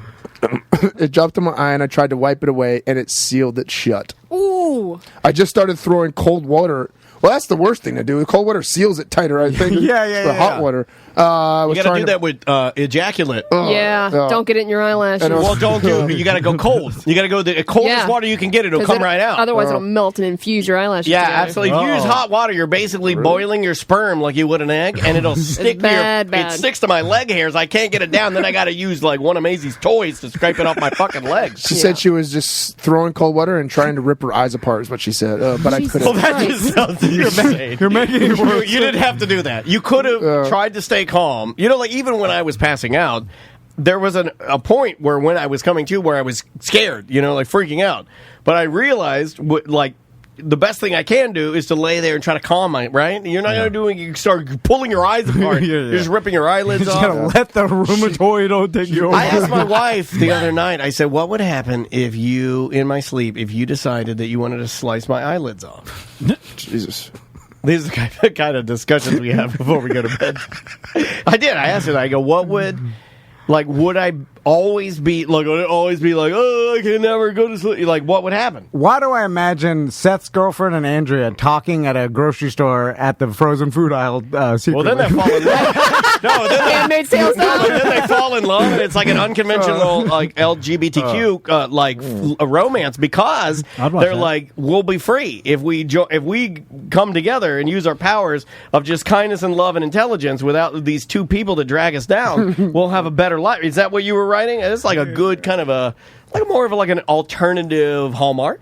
So the nail polish remover or whatever. No, it's nail glue. Nail glue. Okay, nail glue. Yeah. Is it similar shape and size of an eyedropper? That's the word he was trying to say and couldn't get it out. So yes. Seems like similarly in a world where we're super litigious, they wouldn't do that in case of this particular scenario, or make it a little weirdo shaped. That way people are like, because you pick up, every eyedropper is about the same. Like make it a T or like do something. Well, like put some ridges, like the one shape of a skull. Well, Ruffles has ridges. The ones that you and I like are the Roto. Yeah. They are very hard to open the top. Yeah. Well, but they're also very you see that bottle and you know exactly what it is. Also, you can't refill it. Yeah, and it just seems like you would do something to. It's kind of like they made what is it called, antifreeze with a weird smell because what is that? Because it's a taste. It was too sweet. For dogs, right? Or animals? Yeah, because animals would taste it and it had a sweet taste, and they'd continue to eat it until they died. And then didn't they put something in there so it didn't taste so sweet, so that animals? They put Jason's mom sauce from Tijuana Flats, and then like people were killing their husbands with that and stuff. They put in their tea. So I don't know what brand it was, but it does kind of look like your regular eye drop. I'm surprised. That looks like super glue to me too, though. It looks like a small package of super glue. Yeah, small super glue looks just like that. But that the 3-pack. But this is a dropper. I mean, it has a dropper. That looks exactly like a Visine, like a maximum redness eyedropper. Like I have some of those. A little bit of a dodo scenario, though. I mean, not looking at what you're doing. Yeah, but in the middle of the night, she woke up. Yeah, that's the thing. She's probably half asleep. Like this is more believable. You remember that other story that? But I also don't understand if she was waking up to take her contacts out. Why the hell was she putting eye drops in? You just take your contacts out and put them in the maybe contact your eyes are so dry from leaving. It's easier to get out when it's dry. I've seen my wife do this move where like her contacts are stuck because they're so dry, so she'll wet them to kind of like loosen. Yeah, maybe if it was like going up behind the eyelid. Yeah, that's what I was thinking. Maybe she was like trying to lubricate it before she took them out. The doctor said that the contacts probably saved her vision, though, because when she dropped it was a block. It was a blocker from her eyes. Shielded her eyeball. Sealed it. That's a curious story, but I'm at least glad that she's not totally blind. At least she saved one eye. You think lost her eyelashes, but you think this causes causes that? Yeah, you don't need eyelashes. Just give me the sight. You think she's got a legitimate some sort of suit with this? I don't know. That's user error. What do you think? It depends on how many other people have done this, and then them not change. That's the whole point. It's like if this has happened dozens and dozens of other times, and the company didn't do anything to change it, then maybe that's like the hot coffee deal. It's like when there's 1,000 other complaints, and then you still didn't change it, you're actually negligent. Then the lady that glued her hair down with the Gorilla Glue, she tried to sue, but that. But that was ridiculous. She got tons of money anyway from people giving her money on the. I kind of want to take Gorilla Glue and put it in my hair and then form my hair to a huge like a pencil point. When you guys like a troll, and then let it stay, and then just leave it like. When you guys get me the wig, I'll Gorilla Glue it to my head. All right. Let's go back to. Can we go back to the wig in the middle of news? What kind of wig do you want? Short, long, mullet? That would be cool. See? No, I want something that'll actually pass so you can actually think it's legit. I'm not cutting my hair. What your old hair used to look I'm like? not cutting my hair anymore. Grow your hair out, dude. I'm growing my hair out. No, Get like a Dutch boy. He's got full bozo. I look like Gozo. Gozo. I look like in Mortal Kombat. You can be Gozo. Goro if I do that. So you Grow can't. it out. They have good hair restoration stuff. Yeah. Like you could do that. Yeah, I got it in some info from Russ one time. No, but that was a long time. They got that was good back in the stuff. day when the guy do it. It looked like like it looked like. I feel like I'm too far gone for that to work. No, now. dude. No, back in the day, you would go and then they slice it with a scalpel. The doctor looks like Charlie Daniels. Let's get him like an emo cut hair. Yeah, I'd be down for that. I'd like that. You have to spend some money, but if you do. Dude, you get the Steve got money. Carell. But will it still keep growing normally again? Like yes, because it's real now, hair. you have to do with how far it's gone. Yeah. You're gonna have to do a lot, but over like a year, they can get it all back, and then they'll take. Really? Yeah, dude, It's fucking amazing, man. And then they take your pubes or something. They take other parts. I am not. No, I think take it from my. I think they take it from your ass. Ass hair? I think it's ass hair. Whoa. It only goes like that. Because hold on. Because hold on. Mine goes longer. Can they do it? Dog, you got an ass headed. Like, could George Costanza get good hair restoration? Like, is there enough to work with the boat? He'd get plugs, and then you would get PRP on top of that, which is platelet regenerative medicine. Yeah, but does he? Does any of this stuff make me? But does he have enough plugs in his bozo to like reseed the top to make it? Yeah, because you're just going to reverse your bozo. You're going to take all the plugs out. But you're going to have no hair down here. Well, no, you'll just have a lot of hair on the very on the very top, and you look like Bert from Sesame Street. Because, dude, my buddy got Bert look. My buddy had a bad widow's peak, and they took random plugs. It was our one of our sponsors. Yeah, it was the only person to use it. He did a really good job. Central Florida Hair Restoration, and they took it randomly out of the back where you couldn't tell, and they just put it where his widow's peak went. Dude, it looks perfect. Yeah. It literally. But I got more of a widow's peak now. I mean, I can grow it in the middle here. Yeah, you got full suit. I'd like to see what you would look like with hair. Patch, Would you Gerber dye patch. pink again? No, I would not. That's what messed up to begin with, I think. You think so? Did you do it yourself? Yeah, but I was good at it. By then, I was It's so just good at male pattern baldness. It's genetics. Yeah. It's the same thing with everything. It might be all that tea you're pumping into your thighs. And No, I can't. that happens too, dude. That accelerates it. It may be the early tea. Yeah. early tea. because I had a lot of it at the beginning. I exploded with tea. Yeah. Dude, it does cause. It was like blows your hair out. It was like a rocket, and then it went. Did you get back hair and stuff when you're on the tea?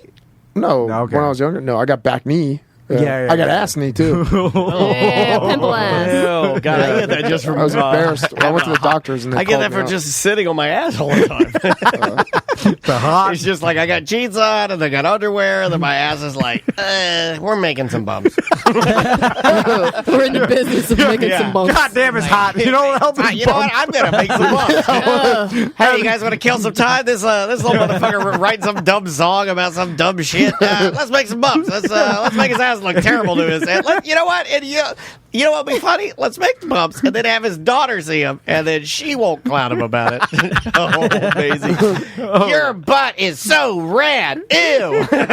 Jesus. I love that your daughter bullies you. It's my favorite fucking thing. She goes at me hard. I saw it in person. She goes hard. I'm like, give Daddy a kiss this morning. She's like, your breath smells disgusting. Because she can't say Oh disgusting. yeah, Mo Max tells me he's like your breath smells like hot beef. Our kids are ready to make a show. It's Max and Maisie in the mornings. Yeah. Tommy's nice. How does he even know what beef smells like? He's a vegetarian. He just He's says the it. producer. Yeah, that'd be really good. You need the young producer that Max and Maisie can bully Tommy as he's running the board and firing off the sound effects like And Chan. they also full on call farts blamers now. Really? Yeah. Oh, that's awesome. Crystal taught him that, I'm and so now happy. the I like that. Max is amazing. Maisie still uses toot. Yeah. All right, next story. But she did. We'll get to it. Oh, shit. God, sorry. A 25-year-old was arrested for alleged reckless driving, but told reporters that riding in the back seat isn't dangerous and he will continue to do it. A motorist was arrested after an officer observed him in the back seat of a Tesla traveling on San Francisco Bay freeway.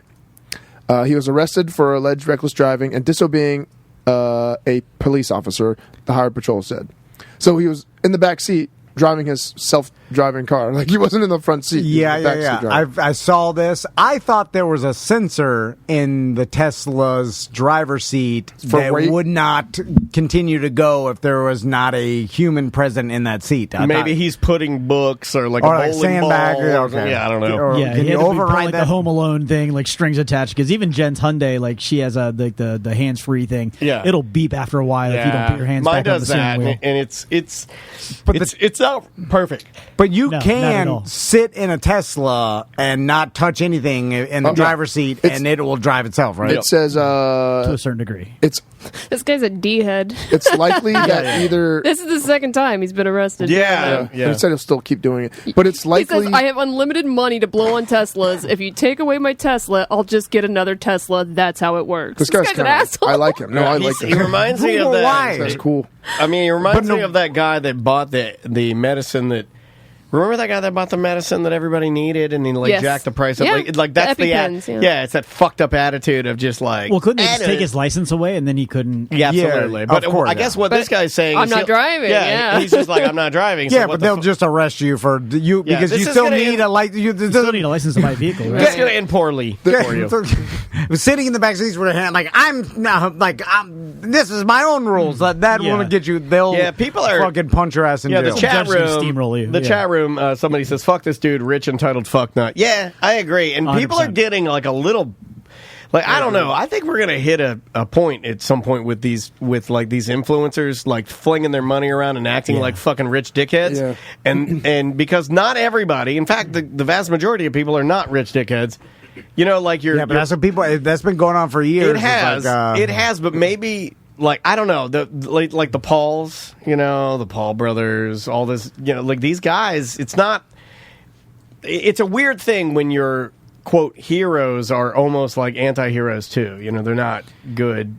Yeah, but I think it's just like when you used to rap about how much money you have and wasting, and like people like that. You like to listen to people brag about their money and how rich they are and how they could just fucking buy whatever car they want and burn it down if they wanted to. Like, that was a thing in hip hop, right? It still is. I mean, even in everything, right? Even rock and roll and everything. It's a version breaking their guitars on stage and stuff like that. It's a version of that, and then I think the generation that are following these people are like, look how rich he got it. He's doing fucking around. It is a little different in the fact, though, that like our heroes, like if you looked at like punk rock bands and stuff like that, it's like acting crazy on stage, saying crazy things on stage, acting out on stage. Like fighting for political freedom is a little different than like doing something that could potentially like your car could careen off the.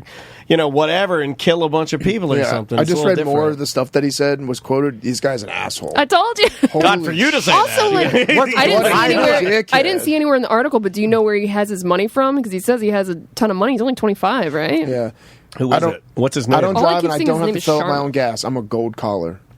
Is it just some instead of blue collar, white collar? He's gold collar. Okay, excuse me. Is he just some influencer that trying to be like heel, like because all this it seems like. He seems like he's just maybe he's acting that way. By the way, all this is '90s radio. All this is wrestling. All this is like every reality show. It's like everybody's playing a character, and then that's your social media character, and a lot of them are going heel. Like I guess like if you look want at people it, to hate you, and so I mean, this is probably like just his character on social media. Except the things he's doing are real and wrestling's fake.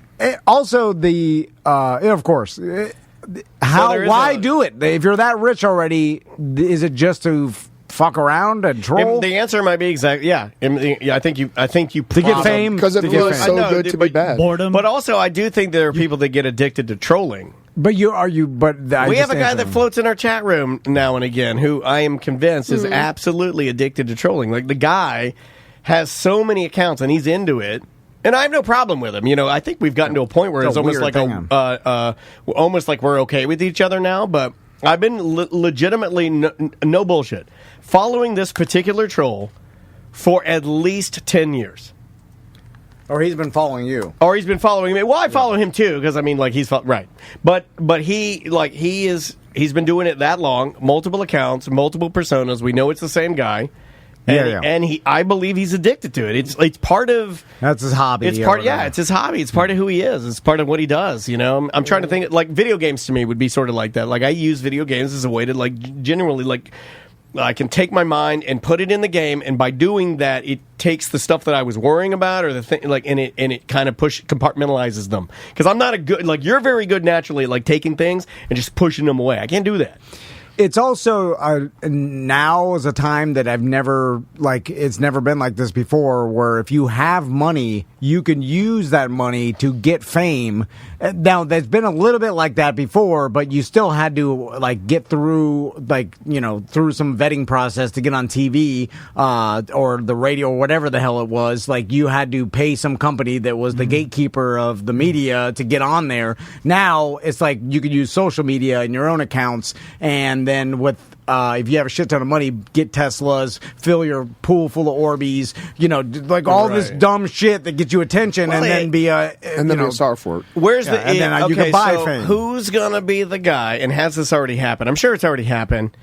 But who's gonna be the guy that takes it? The big guy, the Mr. Beast. The I'm trying to think of other influencers. The Pauls.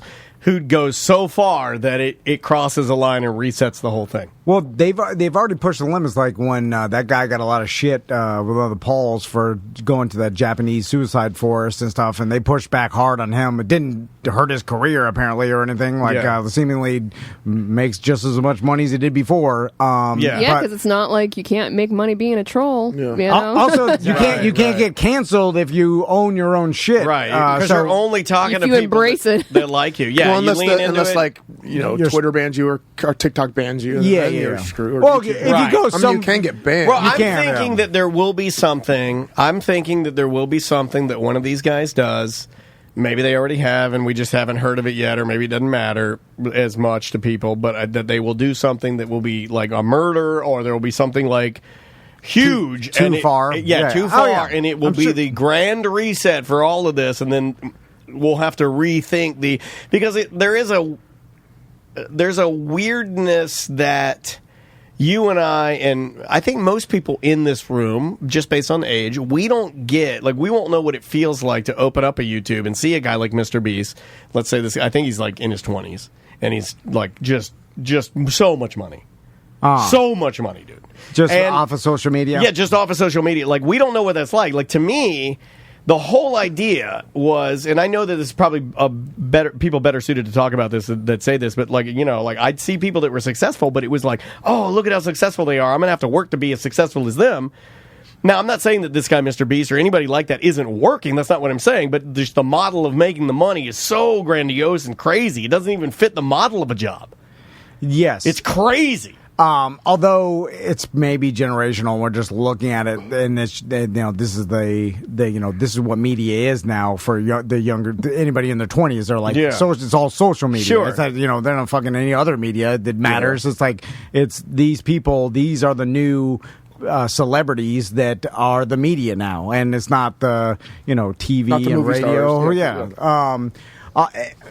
It's interesting. Dan Bilzerian's going to prison? Why? The chat room just said that. Oh, no shit. Yeah, look that up, Sam. Some of the chat rooms said that. I'd love to see the details on that. He was an earlier influencer and a guy that I would follow a little bit. That guy, man. Never really liked that guy, but... Yeah. I liked his yacht photos. Convicted of fraud, conspiracy, and making false statements to the Securities and Exchange Commission. Oh, that's some money. Good. That's some money. Yeah. That sounds like some stock insider trading or whatever. You start fucking around with when you have that much money, and then a lot of times these guys do shit thinking that it's no big deal, and then all it takes is one investigation. This is a federal crime. You influenced some stock price and you told your friend, or you did something. Yeah. Fucking Martha Stewart, I'm pretty convinced Martha Stewart didn't think about her going to jail when she told her friends hey, get rid. You don't think you're hey, sell this, it's not going well or whatever. And then like a friend type of thing. thing. Yeah, but it's like that is illegal. Like you are, fucking around with a stock price, or at least telling insider trading. So anyway, the social media influencer thing going on. It's kind of like the Jackass thing when we were in the late 90s and early 2000s. It's like everybody was doing it, like shit, I was. Yeah. It's like, it wasn't this lucrative. Thing. The amount of money that these influencers... There was no way to, Yeah, there was, like somebody sell your video back in the late 90s? Let's see. Somebody in our Twitch chat room just said Mr. Beast, and you can look him up on Google, Tom. If you saw him, you'd be like, I think I know that guy, because he pops up on your social feeds, He looks like a nerd. He's a nerd. Yeah, he's a nerd. He's worth $16 million, though. There you go. There you go. Yeah, and I'm not. I don't want to. This is the thing. I don't want. 23 years old. I'm not gonna sit here and diss anybody because that's something that I don't do. I don't know much about it. I know a little bit about it, but I don't want to diss the guy. But the problem that I don't have a problem with it. The thing I don't understand, let me rephrase it. The thing I don't understand is when I watch the videos and see that, and I see him wasting all the money and the creativity that he puts into these like grand wasting money type videos. He'll give he's the guy that does these things where he's like, I gave Tom Van $1 million, but I only gave him 1 minute to spend it. Right. Yeah. Like he's that guy, right? Yeah, he's that guy. And when I see that, I'm just like, well, that's not $16 million worth of entertainment based on the way I was raised in my age. Yeah. I'm not saying it's not entertainment. I'm just saying that I don't value it as $16 million of entertainment.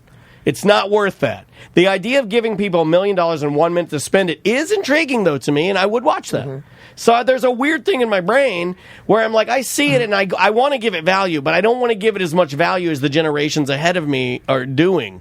That's the weird thing that I have. Well, it's hard to understand like the talent and appreciate like you see, and Daniel, we've talked about this before, like Sammy Davis Jr., right? The guy was like he knew how to he knew like he was the ultimate performer and he had to work as Mr. Talent or what was his name? Like, it was like Mr. Hollywood or something. This guy knew like he was tap dancing, singing, like acting, telling jokes, ventriloquist, smoking, while he's smoking, writer, direct. Like he had to do so much and have to be so talented. Like obviously in that time and because of his race, like even more than everybody else. Dude, and he was a black Jew. Yeah. And then that's insane. Really, he was Jewish? Yeah, Sammy Davis Jr. was Jewish, and he had to get through so much. But his talent rose him to the top because, like, oh my God, this guy can literally do everything, and like that's what he had to do back then. And then now you just you got this now. You fill your swimming pool full of Orbeez. So that's why I don't want to. You see what I'm saying though? Like I know you believe me when I say like I don't want to be the guy that says that's not worth anything because obviously it is. And I think it's a dangerous game as a human to play if you want to stay relevant or if you want to like understand what kids are doing, to not at least look at the stuff that they're doing and try to understand it a little bit. It's not going to fit perfectly because we're all different, but it's just the value of it. The $16 million, really? Really? Well, it's probably just a testament to how dumb all of society, and including myself, I will put myself in that, we all are, because like we're not looking up videos of someone playing the violin, or you know what I'm saying, like the ultimate talent. We're seeing this shit, and that's what we're, believe me, because the internet and all these social media platforms, they'll give you what you were looking for, right? Yeah. So it's like if you were searching some sort of classical trained violinist playing some sort of classical music, and or anything like that was considered really talented, good art, then they'd give that to you while watching the shit. It's not even about that. It's like I'll use YouTube as the perfect example. I think you'll get this. Okay. We talked about him yesterday. There's a guy that I follow on YouTube. He's a deaf guy. He fixes ruckus scooters, and he's got like long blonde hair. He's like a surfer cat, but he's like the ruckus genius. And he does these videos. And the best thing about him is because he's deaf, he's not going to talk and narrate it, so everything's typed out. And he'll show you things. He does really simple ways to repair your scooters. They're great videos, man. They're just, to me, that has more value than doing a video of giving $1 million to one person to see if they can spend it in 1 minute. I'm getting more and more mad as I read about this kid. Like, good for him for making money, but his first video that went viral was literally just him counting to 100,000. it took him 44 hours. Dude, yeah, I mean, I'm just saying it's like, it's fine. It's fine for what it is. Maybe it's the home shopping network of this generation, meaning they don't want to see anything serious. They don't want to have any sort of, like, anything. They want nonsense. Like, they want garbage, and they just want to look at it, keep scrolling, and then that's it. And so... This is pretty much garbage, right? Like, it's just someone counting. I mean, I think some of his newer stuff now could be somewhat entertaining, but like a lot of it in the beginning was like him counting to 100,000, and there was one where he watched a video for 10 hours straight. It's like, okay, is that like a feat? I don't know. I don't know. Yeah, it's just okay. If people are looking at it, you can get paid by. But like, do you watch that entire video? Do you watch the full 10 hours? You know what I mean? So then people got nothing to do. Makes me want to force Tracy into burping on video. She would crush. And if you need help with that, I know a guy. Nobody can be left alone with their own thoughts. They got to look at this while they're shitting. They got to look at this while they're watching TV. They're looking at it while they're watching TV. That's the world we live in now. We're all ADD. We're addicted to the phones. So we're just scrolling like, look at this, look at this. Oh, what is this guy doing? Look. Scroll. Why are you even looking at it? This is garbage. It does nothing for. Does it enhance your life? No. I love Tom's impression of a person on the phone. That's me. I get caught up in it. I'm just like, look, it's a scroll, and then I snap myself out of me. Like, what the fuck am I looking at? It's nothing. Nothing has helped me. Have you ever? Okay, I'll admit it. And you forget it like 2 days later. You got another story? 2 days. Same day. I have two more, bro. We'll end with this. We got to take a break anyway because we got to get to dump them out. But like, have you guys ever caught yourself on the TikToks, like standing there looking at a TikTok and it's doing the thing, and then you just kind of fade away and it's still going and it's just rolling and you're just kind of like in a weird dude. It's almost like I get hypnotized by the audio or something. Like I don't know. There's something fucked up in the audio you get hypnotized. There's something fucked up in there. It's the mounds. Yeah. That's what I can we talk about that? Our son. That's your fault, man. Our kids one day everywhere in 20 years they're gonna be like, I can't believe you guys would just look at your phones all day and didn't realize how fucked up that was for your brains. You know what I'm saying? Like they will. It'll be smart. It'll be like when cigarettes were healthy for you. It's this generation smoking. I think, I mean, maybe not quite, not to the. Well, shit.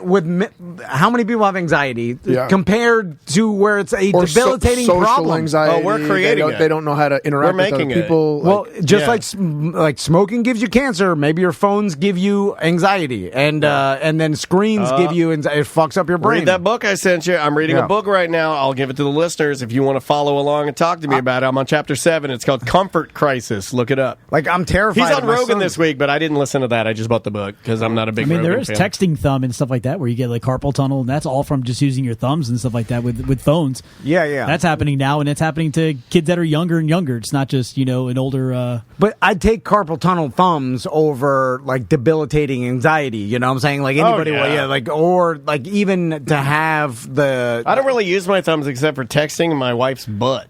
But me and Daniel were talking about like anxiety, and we're contemplating if your own brain will give you things to give you anxiety because it's addicted to the cortisol, the you know what I'm saying? Like, I think that's true. Like it's a chemical, it's a stress hormone that gets chemical that gets released in your brain. Maybe your body gets so used to it that it starts like causing you pain or thinking your like brain starts comfortable. Your brain wants it. because it wants it, and then it's just a fucking never-ending cycle. I mean, who knows? I don't know. I'm not, but it can't be good. Let's end with that. Yeah, I like that. It cannot be good. You got to limit yourself, just like everything else. It has to be in moderation. Except for alcohol and weed. With those, I feel like pedal Sky's down. the limit. Pedal down. Yeah, pedal down. Everything else, back off a little bit. Seeing your family, spending time with your children. The weed thing, I feel like in like 5 years, it'll be like, you're doing it all the time. I don't know. Too bad. They're like, I'll be lying. I thought it was good. Yeah, I'll be lying like I do to the doctor now when they ask me how many drinks. And I'm like, 2 per week. What'd you say, 0? If you're gonna lie, never say 0. You don't say 0. Then they know you're lying, right? Yeah, they absolutely know you're lying. This is King Youngblood. The name of the song is Too Late, Too Soon, featuring Matt Chamberlain. Guys, I promise I'll try to be better at that since I'm not doing the footnotes at the end anymore because of videos. So I think you're gonna like this. This song goes, man. It's a good groove. We'll be right back with more on Mediocre Time with Tom and Dan. 1-844-TOMNDAN. Bye bye. Crumbled up my brain like paper. You know, I'm a little worried. I can't find my White Claw 70 anywhere except for my local ABC Fine Wine and Spirits. They're the only place that has it in Orlando, and I'm not telling you which one it is. I'm not going to tell you. Chances are you live near an ABC, and if you go by, please use hashtag TDABC. Yeah. In fact, I saw a BDM Teacher Appreciation Week.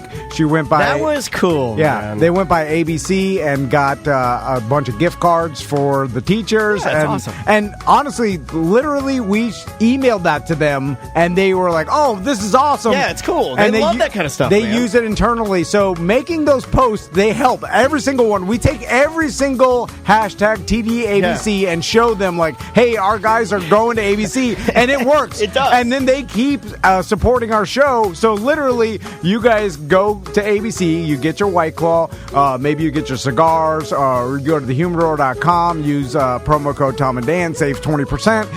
All that helps us. Yeah. Every single purchase. And they can order you just about anything you want. So I stopped in there, got myself my White Claw 70s. I like the Clementine. Got my wife a bottle of Casamigos because that's the tequila she likes. And I was out the door. But there's an ABC near you. You can just check them out online. Just go abcfinewineandspirits.com. And if you post online, use hashtag TDABC.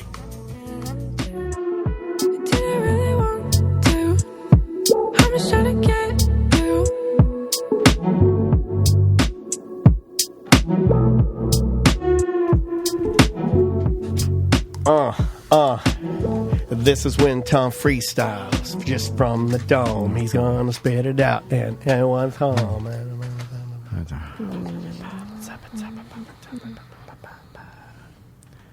Welcome back to A Mediocre Time with Tom and Dan. I'm Tom. I am Dan. Samantha's here. Butler's here. Seth Petrozelli is here. That's how long we've been working together, is that we just know.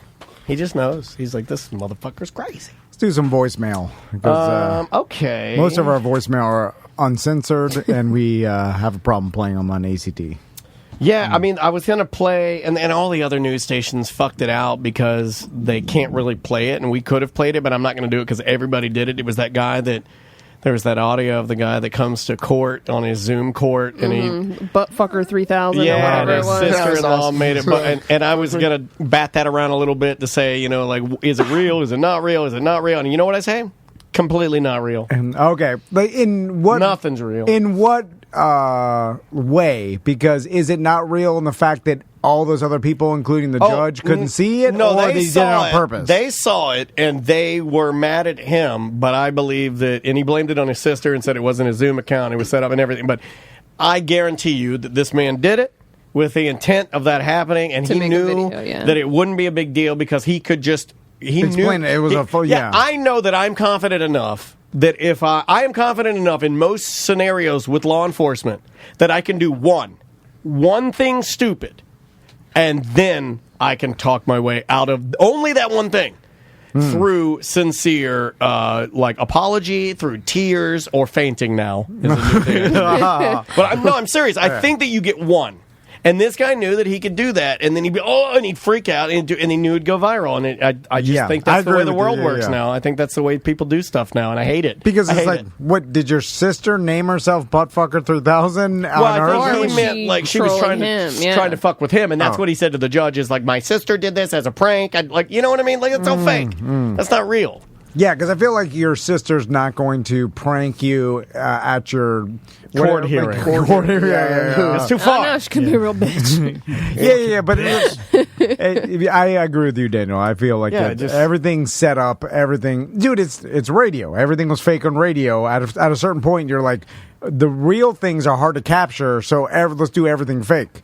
Because then we can produce it, how often, like the guy that came to the Zoom call as a cat, that may have been real, but that spawned a million fakes, right? Yes. Mm-hmm. It did. That one was real. I mean, I think normally if we just look at it a little bit, step away from it a little bit, I think we can tell what's fabricated, what's real. Yeah. Voicemails for you. Let's start with a fan favorite. Tom and Dan Butler and Sam. Jim from Lakeland here.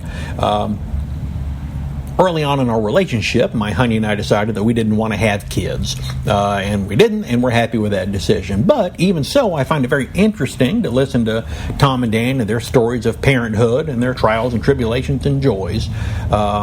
And the more I listen to Tom talk about his kids, Tommy and Max, the more it kind of reminds me of my brother and I. I'm the youngest of a pair of Irish twins, and my brother's 18 months older than I.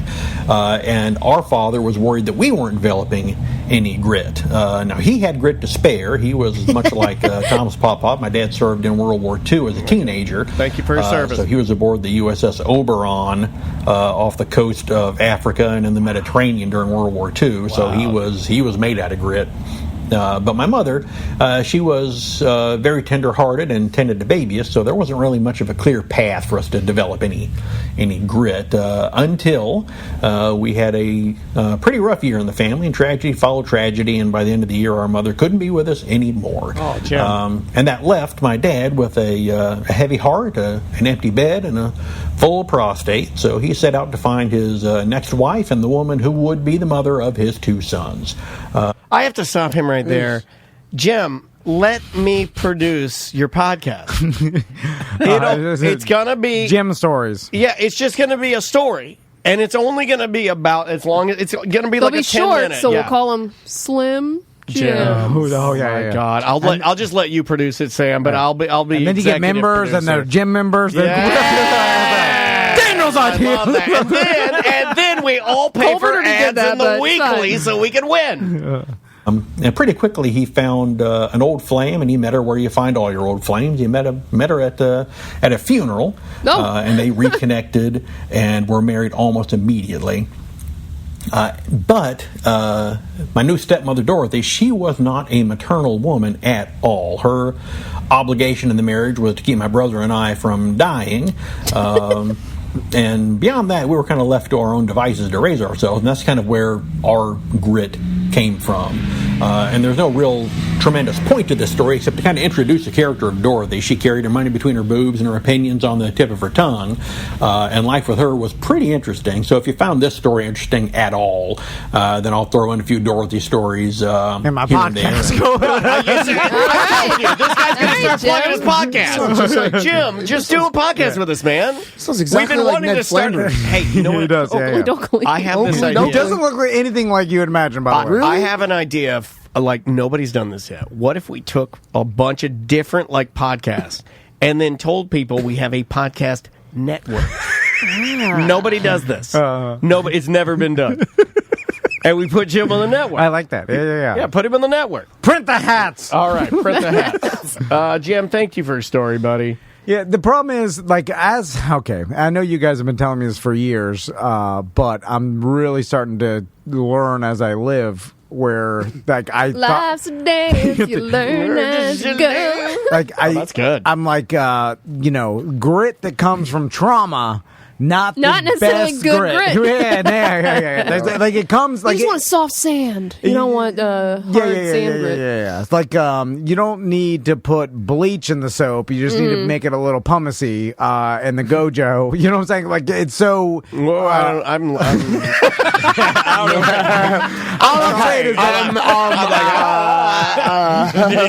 Did you see me? I was trying. I can feel my hand slipping about to fall. For instance, I think he's fainting again. Actually, there's too much grit where it's like you're my pop. The Great Depression caused his parents to donate him and his sister to the orphanage, and he had to live there. His other donate children. It's not donation. Well, his other brother and sister got to stay at the family house. Yeah, you got to make a decision. But they had to literally choose which kids went to the orphanage, and it was my papa and sister. How would you choose? You probably choose the kid that who's the healthiest. Well, who's the best best behaved, who eats the least. Right. They cried the most. They did it by age. They kept the oldest and the second oldest. They're like, they've had more time with us. Well, my pop-up and his younger sister, literally, they were like, cut the last two. That's how they decided. Yeah, because the older ones can help out around the homestead, farm, Or then you get 17. It's time for war. If you turn 17 around here, you just get Seth Petrozelli. You start throwing you around on mats. He literally wanted to. Later, you got drinking. But with that kind of insane trauma, then you get the hardest motherfucker that I've ever met in my life, and then just like too much grit. There's a fine line. And I don't know if that it made you a hard motherfucker. But what about no grit? Who's the one person you know with no grit? I don't know if none. If you fainted after a commercial.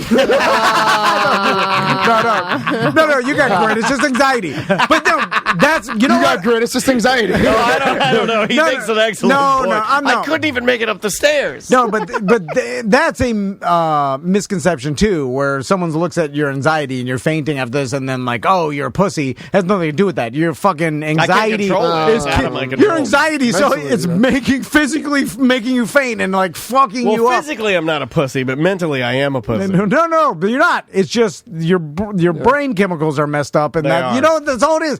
Anyway, your brain's just messed up. That's true. They've known that. The problem is both know that. Giving your kids grit without trauma, a lot of work. Not good. It's too much work. I just have to, hopefully.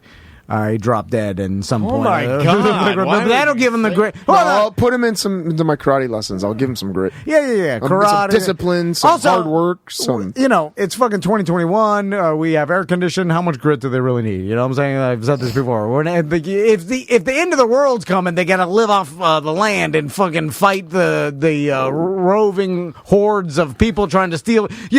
You're screwed. But if you just bullshit, you need grit just to get through applying for a job, you need grit. There's always those are good though. There's always competition. Rejection is good. That's good grit. Yeah, rejection is good. No, yes, but I mean, you need that for life because you have to have a go-get-em attitude, and you have to 100%. But I'm just saying, you don't need the grit that it takes to survive in a bamboo cage in the Vietnam. You know what I'm saying? Like that kind of grit. Saying there's levels of grit. I got turned down to be a bag boy at Winn-Dixie versus John McCain. There's a difference. That guy was a war hero. You need enough to get through our pansy ass society. If you got to fight in the bamboo cage, you're fucked. Yeah, like my sons are fucked. I'm fucked. I can't do that shit. I can't be in a goddamn cage and have people rip my goddamn fingernails off. I'm too soft. But I could take someone making fun of me or lose my job. How many prisoner of war dicks I would suck to get out of it.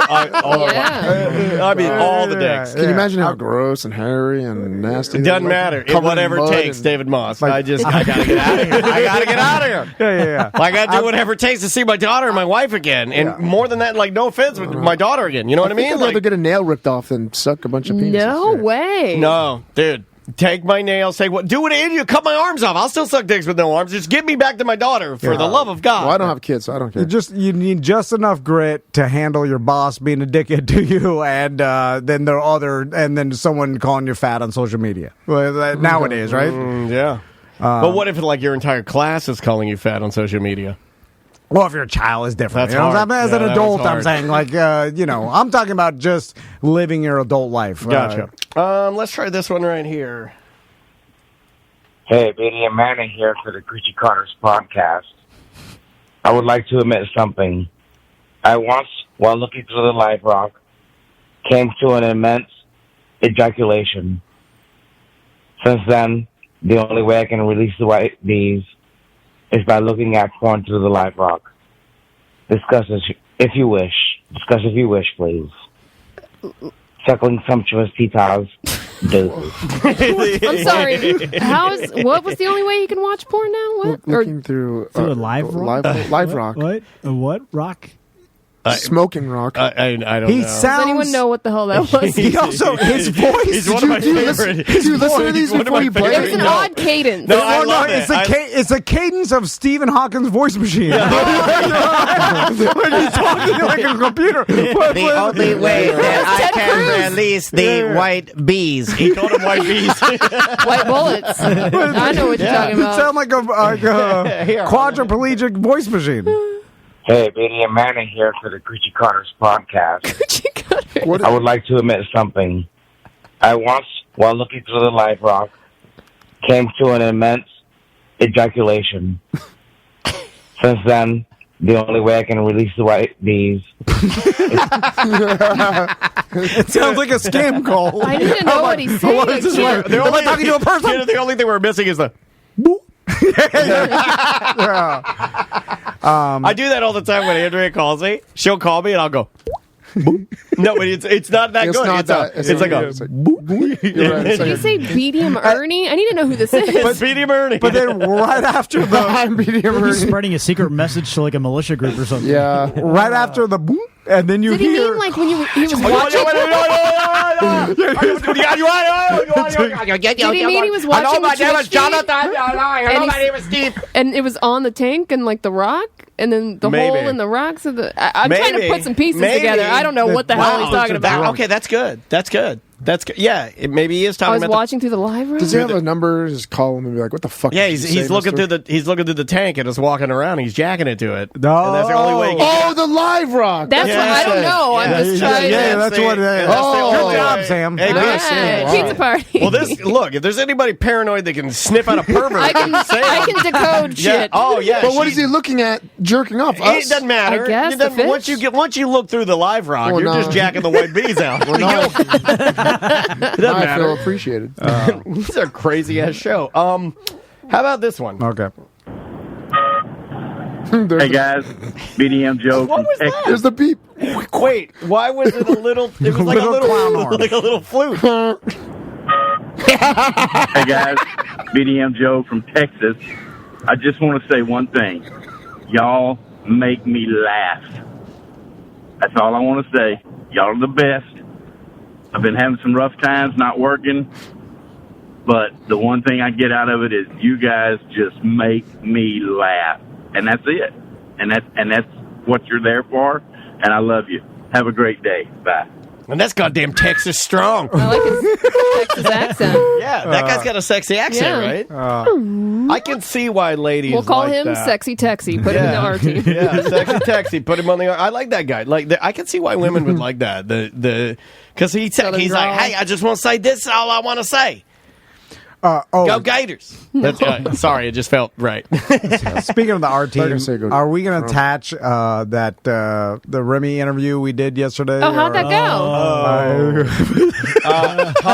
Tom said it might be the best audio. You got to ask him if we could attach it just to the BDM show. You know, I thought you might say that. Okay. And let's see let's see if I actually did my due diligence here. Oh man. Going into the old emails and see if I got anything from old Remy, and he says of course you can put it on the end of your Friday free show. No questions asked. Oh, well, I want to put on the BDM show. People got to all right, BDM, all right. Okay. BDM. Well, it's queued up for Monday then. So Monday, we will, if you're not a BDM, you better sign up. You will get the first ever duel. It's almost like a live on live. It's our show, and at the end of it, you get. We were being interviewed by Remy's Roundtable, yeah, but then we started interviewing Remy and Chris and Chris's wife, and everybody was on the line. It was he was screaming at Butler. Oh yeah. Sam, you really missed a good one. Damn it. Let's not do a full dump them out, but I do want to talk about. Okay, you just want to do this.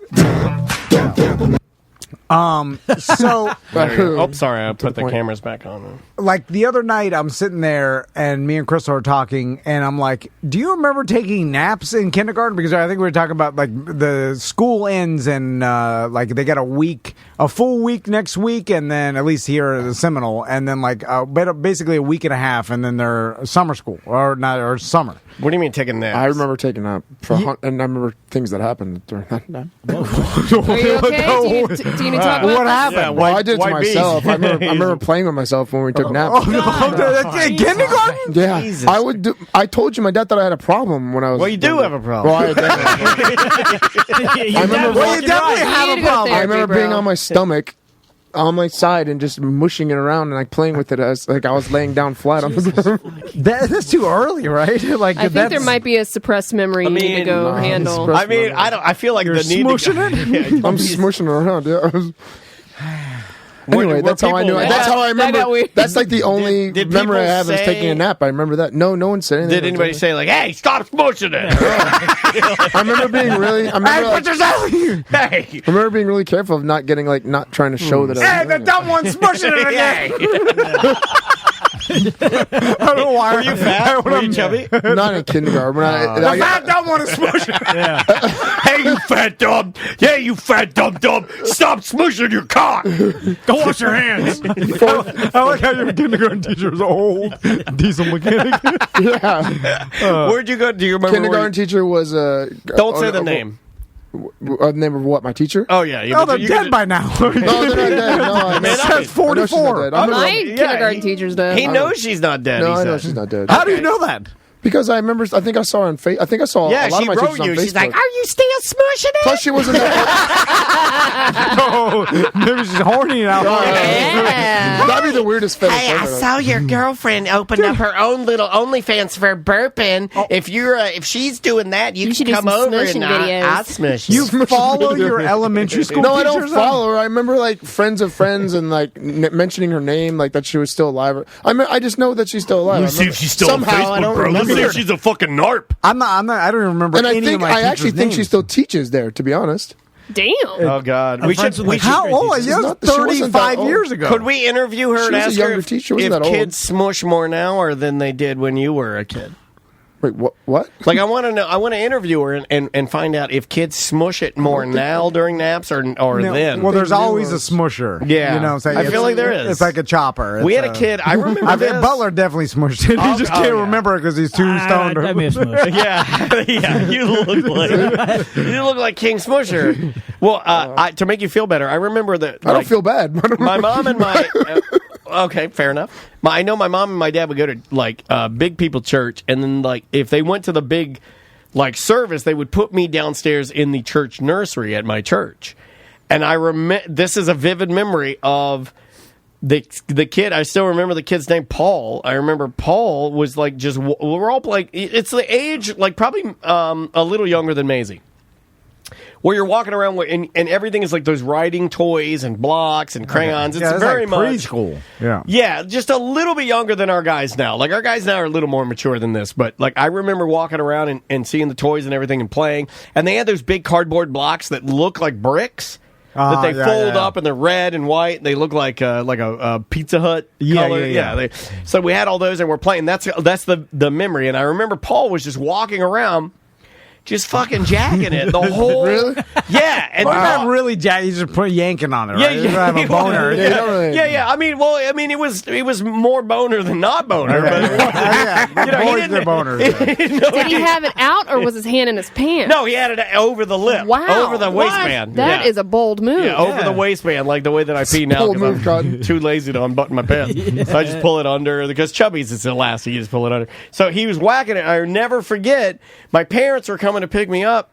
And they came downstairs to get me, and I remember at that point Paul's parents came down, and then the lady had to sit them down, and as we were leaving, the lady was having a discussion about Paul walking around like jacking his cock all over the. I think that's like kids to explore. And I just know it feels good. I remember just feeling really good. It sounds like you're saying that because you were one of those people and you're trying to defend it, but I feel like if you do that and people say that you do that, then you are serial killer material. So we all here took naps in kindergarten. They don't do that shit anymore. Like there's no naps, and even in preschool, my kids didn't take naps. Like they cut that shit. And then I'm trying to figure out when did they stop it. And also, was kindergarten like back then in the 80s? Was it considered more of like a public free daycare, like, because I think I only remember like doing Play-Doh and coloring, and it was basically just like a daycare scenario. Mine was Christian songs too. I remember that. I remember singing "Onward, Christian Soldiers." That may have been preschool though. Maybe even back then, elementary school. Yeah, we had Father Abraham had many sons. Many sons had Father Abraham. So now I am one of them. Nobody. They're doing actual like Maisie can full on read, and like like they're teaching like in kindergarten. In kindergarten. Yes, in kindergarten. Yeah, I couldn't pronounce turtle in kindergarten. I remember my parents had to come in and with my teacher because I argued that I could pronounce it correctly, and I had to say in front of all of them like 20 times because I couldn't say hey, and I kept saying turtle instead of turtle. If that one can't say turtle, come in, everybody. Everybody in here. The Smusher's going to say turtle. You couldn't even say turtle. I couldn't pronounce. Well, no, we were breaking it down to syllables, so it's just two turtle. I said turtle. I said it in 4. Disney. Oh my god! I gotta cry. Disney. I'm just saying the education system's better than it was in the past. I don't know. I was telling you, like, I learned like my ABCs, my numbers, colors. Maybe we learned something like that. Now you were younger though, so maybe it got. I think Daniel was singing I'm not that Bible much younger songs than you though. Hey, but like no, dude, I got fucked up by the Bible songs. How old are you? No, I got fucked up. 35. Okay, well, 4 years is a certain period of time that things could have started to change. No, math. Remember the story about my math teacher? She didn't like math. Yeah, or we didn't switch classes when I went to a private Christian school.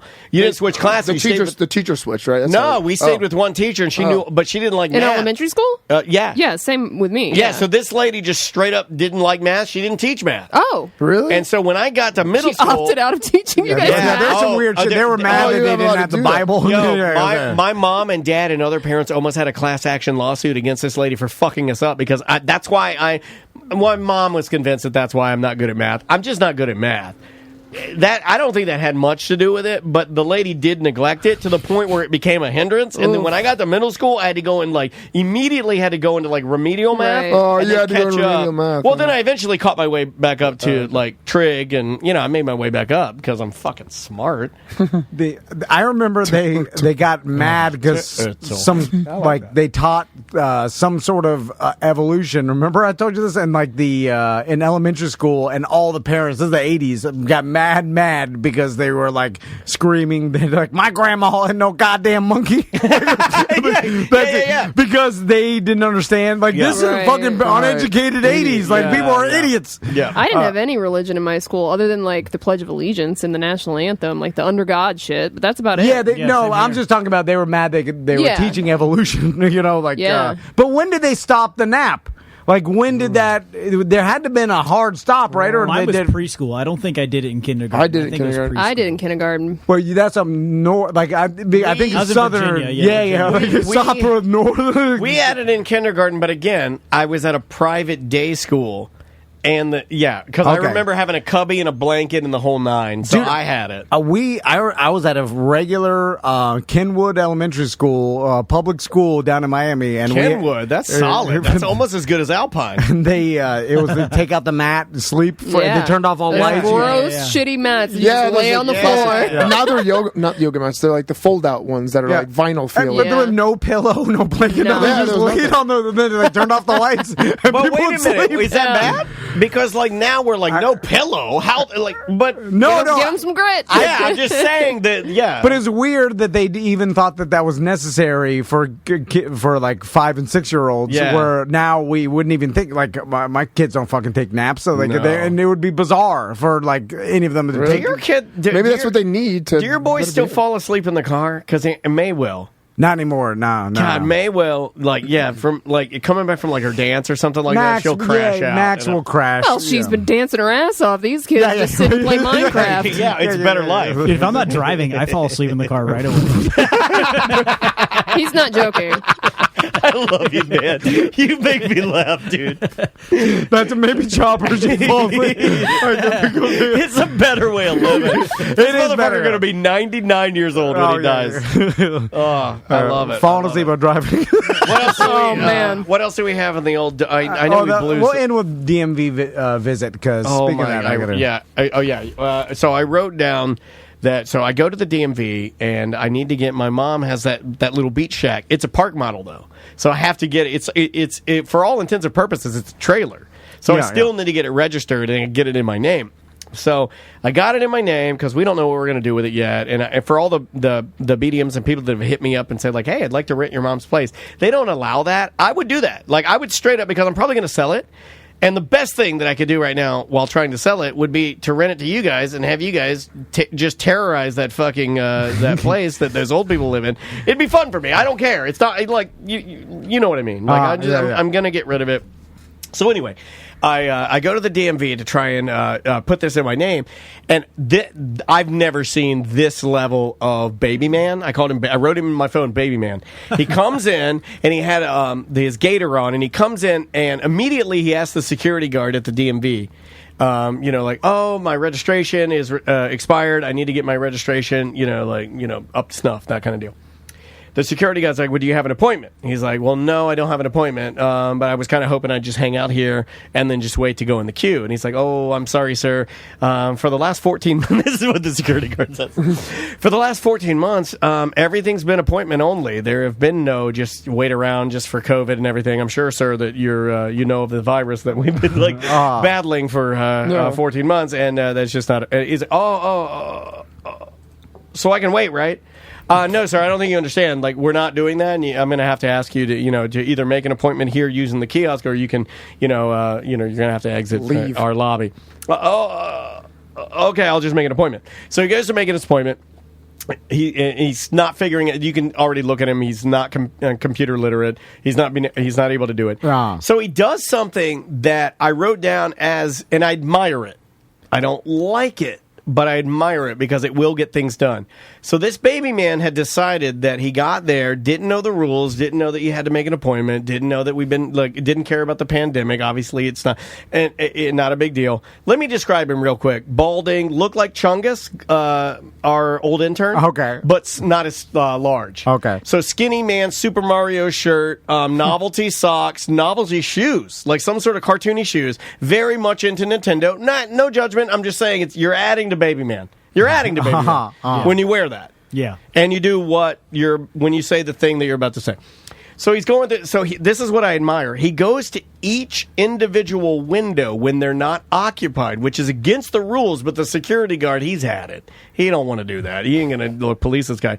He goes to every window telling the woman, and there's only women that work at the DMV, because if men worked there, they'd kill this guy. Yeah. That's why they're not there. I mean, the women are they have patience, they're kind. Men could not do this. We're not as good.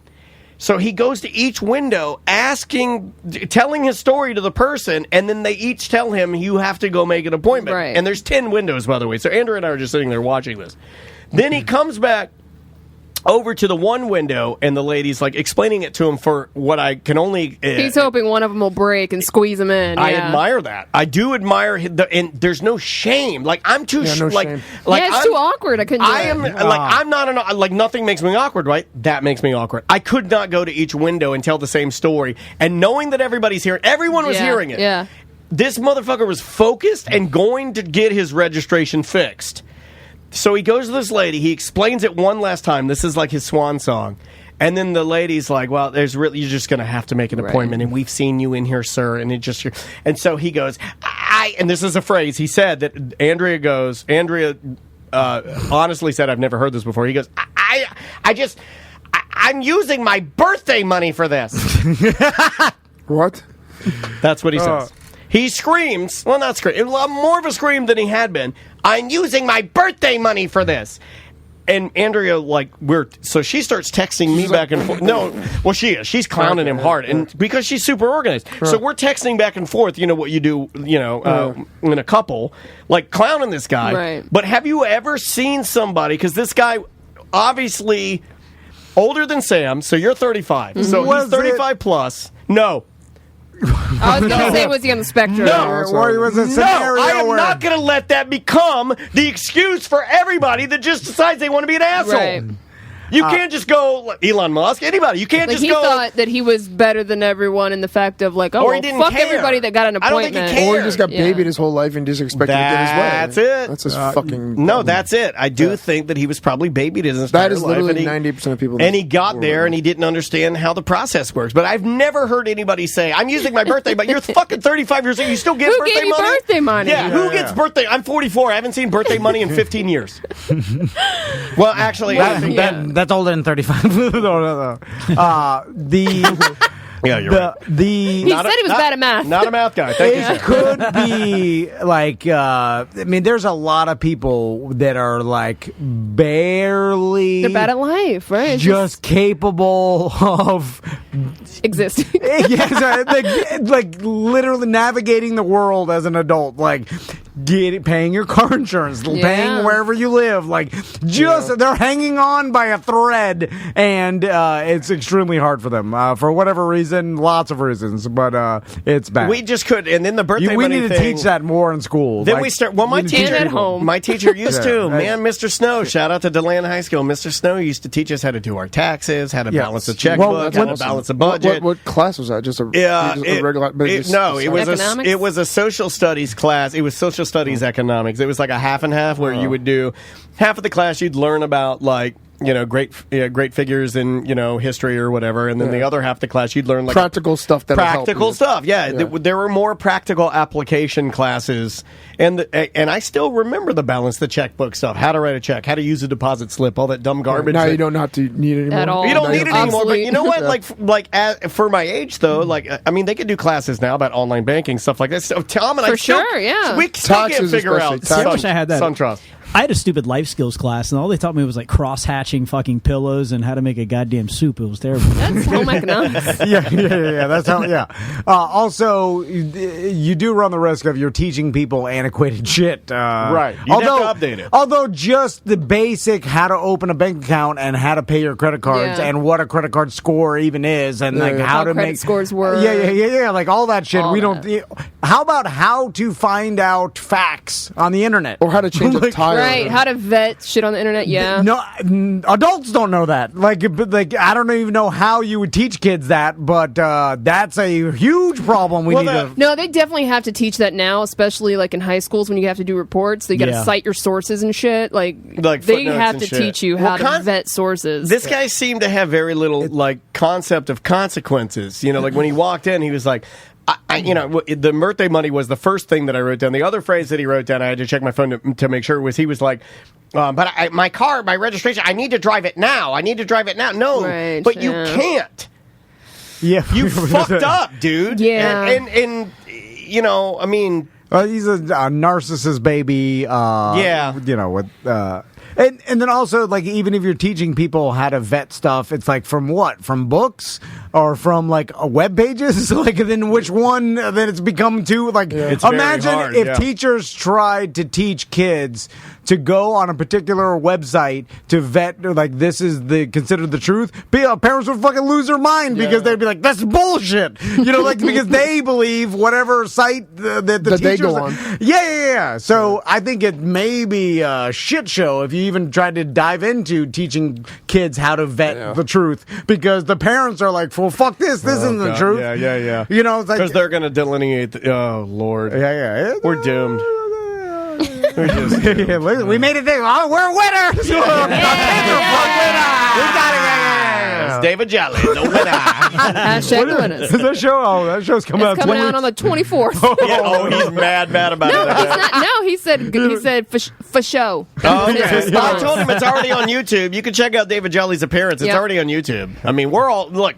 You want our content? Our shit's out there. It's somewhere. Trust me, it's out there. All the current shows are on Twitch, so that's the easiest way to find the exact order we do it, because that's how we do it. Absolutely. And if you're not getting it there, get it on YouTube if you want it cleaned up, color corrected, and sounding pretty. Let's get out of here. Seth, how can people join your gym and your dojo? The gym, just go to jungleorlando.com, and my dojo, you can go to karateoforlando.com. And I just had the first BDM child First BDM's child signed up really? last week, and she's doing great. It was 1 week, and she's a natural, and she's a badass, and she's doing amazing. Oh, I love it. Little girl? Yeah, little girl. How old? 7. I'm Young really 7, trying to 6 or push 7. Maisie 6 or 7. into it. Maisie'd be good at it. Yeah, I need to get my sons. At least do like 1 or 2 just to see if they enjoy it. Just to see. I guarantee I make the class really, really fun. And it's awesome. I know you do. I'm just trying to convince her to do it because right now I got a dance competition. You have to convince your damn parent. You drag them by the No, I can't do it. I'm in. They let their children make choices. I believe I'm at the Daytona Beach Ocean Center this weekend. All right. Watching my tiki bird spread her wings. Oh, good. Andrea's the best. She's like, I know you had a rough week because of the fainting and everything. So during the dancing, if you want to walk over to the Hooters, you can. My God, the wife you have. Andrea loves Hooters. She loves Andrea's. One of her favorite restaurants is Hooters. I haven't been to Hooters in a while. Andrea I like Hooters fucking loves Hooters. Our second date was Hooters. Semantics. Really? Yeah, she loves it. You're recording this week, right? I'm recording tonight with my buddy Derek. We're doing our conspiracy theory podcast. You heard about this one. You can find that on the Semantics Patreon. It's patreon.com/semantics. It's a free show, so you don't have to pay anything to listen to those. I am doing the mysterious death of Brittany Murphy because there's some crazy conspiracies around that whole thing. That was sad. And I don't know what Derek's topic is going to be. He's surprising me, so that's cool. And then tomorrow night we will be recording with our buddy AJ Wyatt from Wyatt in the Ashes. He flew in from Vegas. He's working on a record, and our buddy Smooth Nipples is going to be joining us as well. Paul, how's old Smooth Nipples doing? He's doing good. His baby's cute as ever. How smooth is his baby's nipples? I haven't seen his baby's nipples, but I will report back.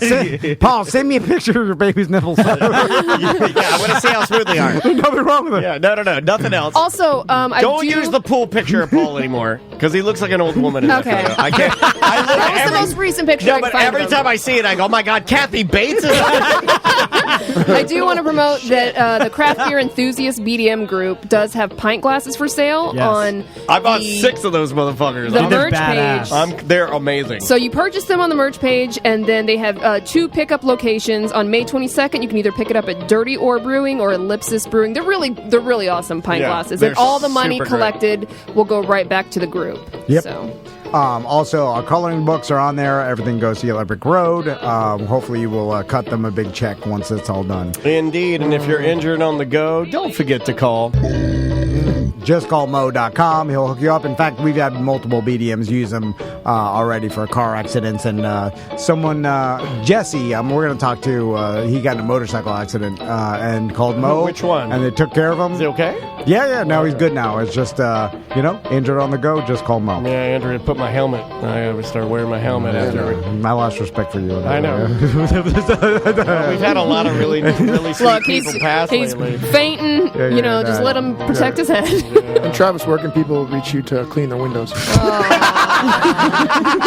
know what? That was good. No, but you can go to any more watering holes and pick up one of our Magnuts. So we got over at Brood Johnny's, Bug Nutty. 105 today, Seth. Celery City in West End. Wow. Sad, Travis. All right, bye-bye. I love you, Travis. Oh, wait a minute. I can't publish that. It's mediocre.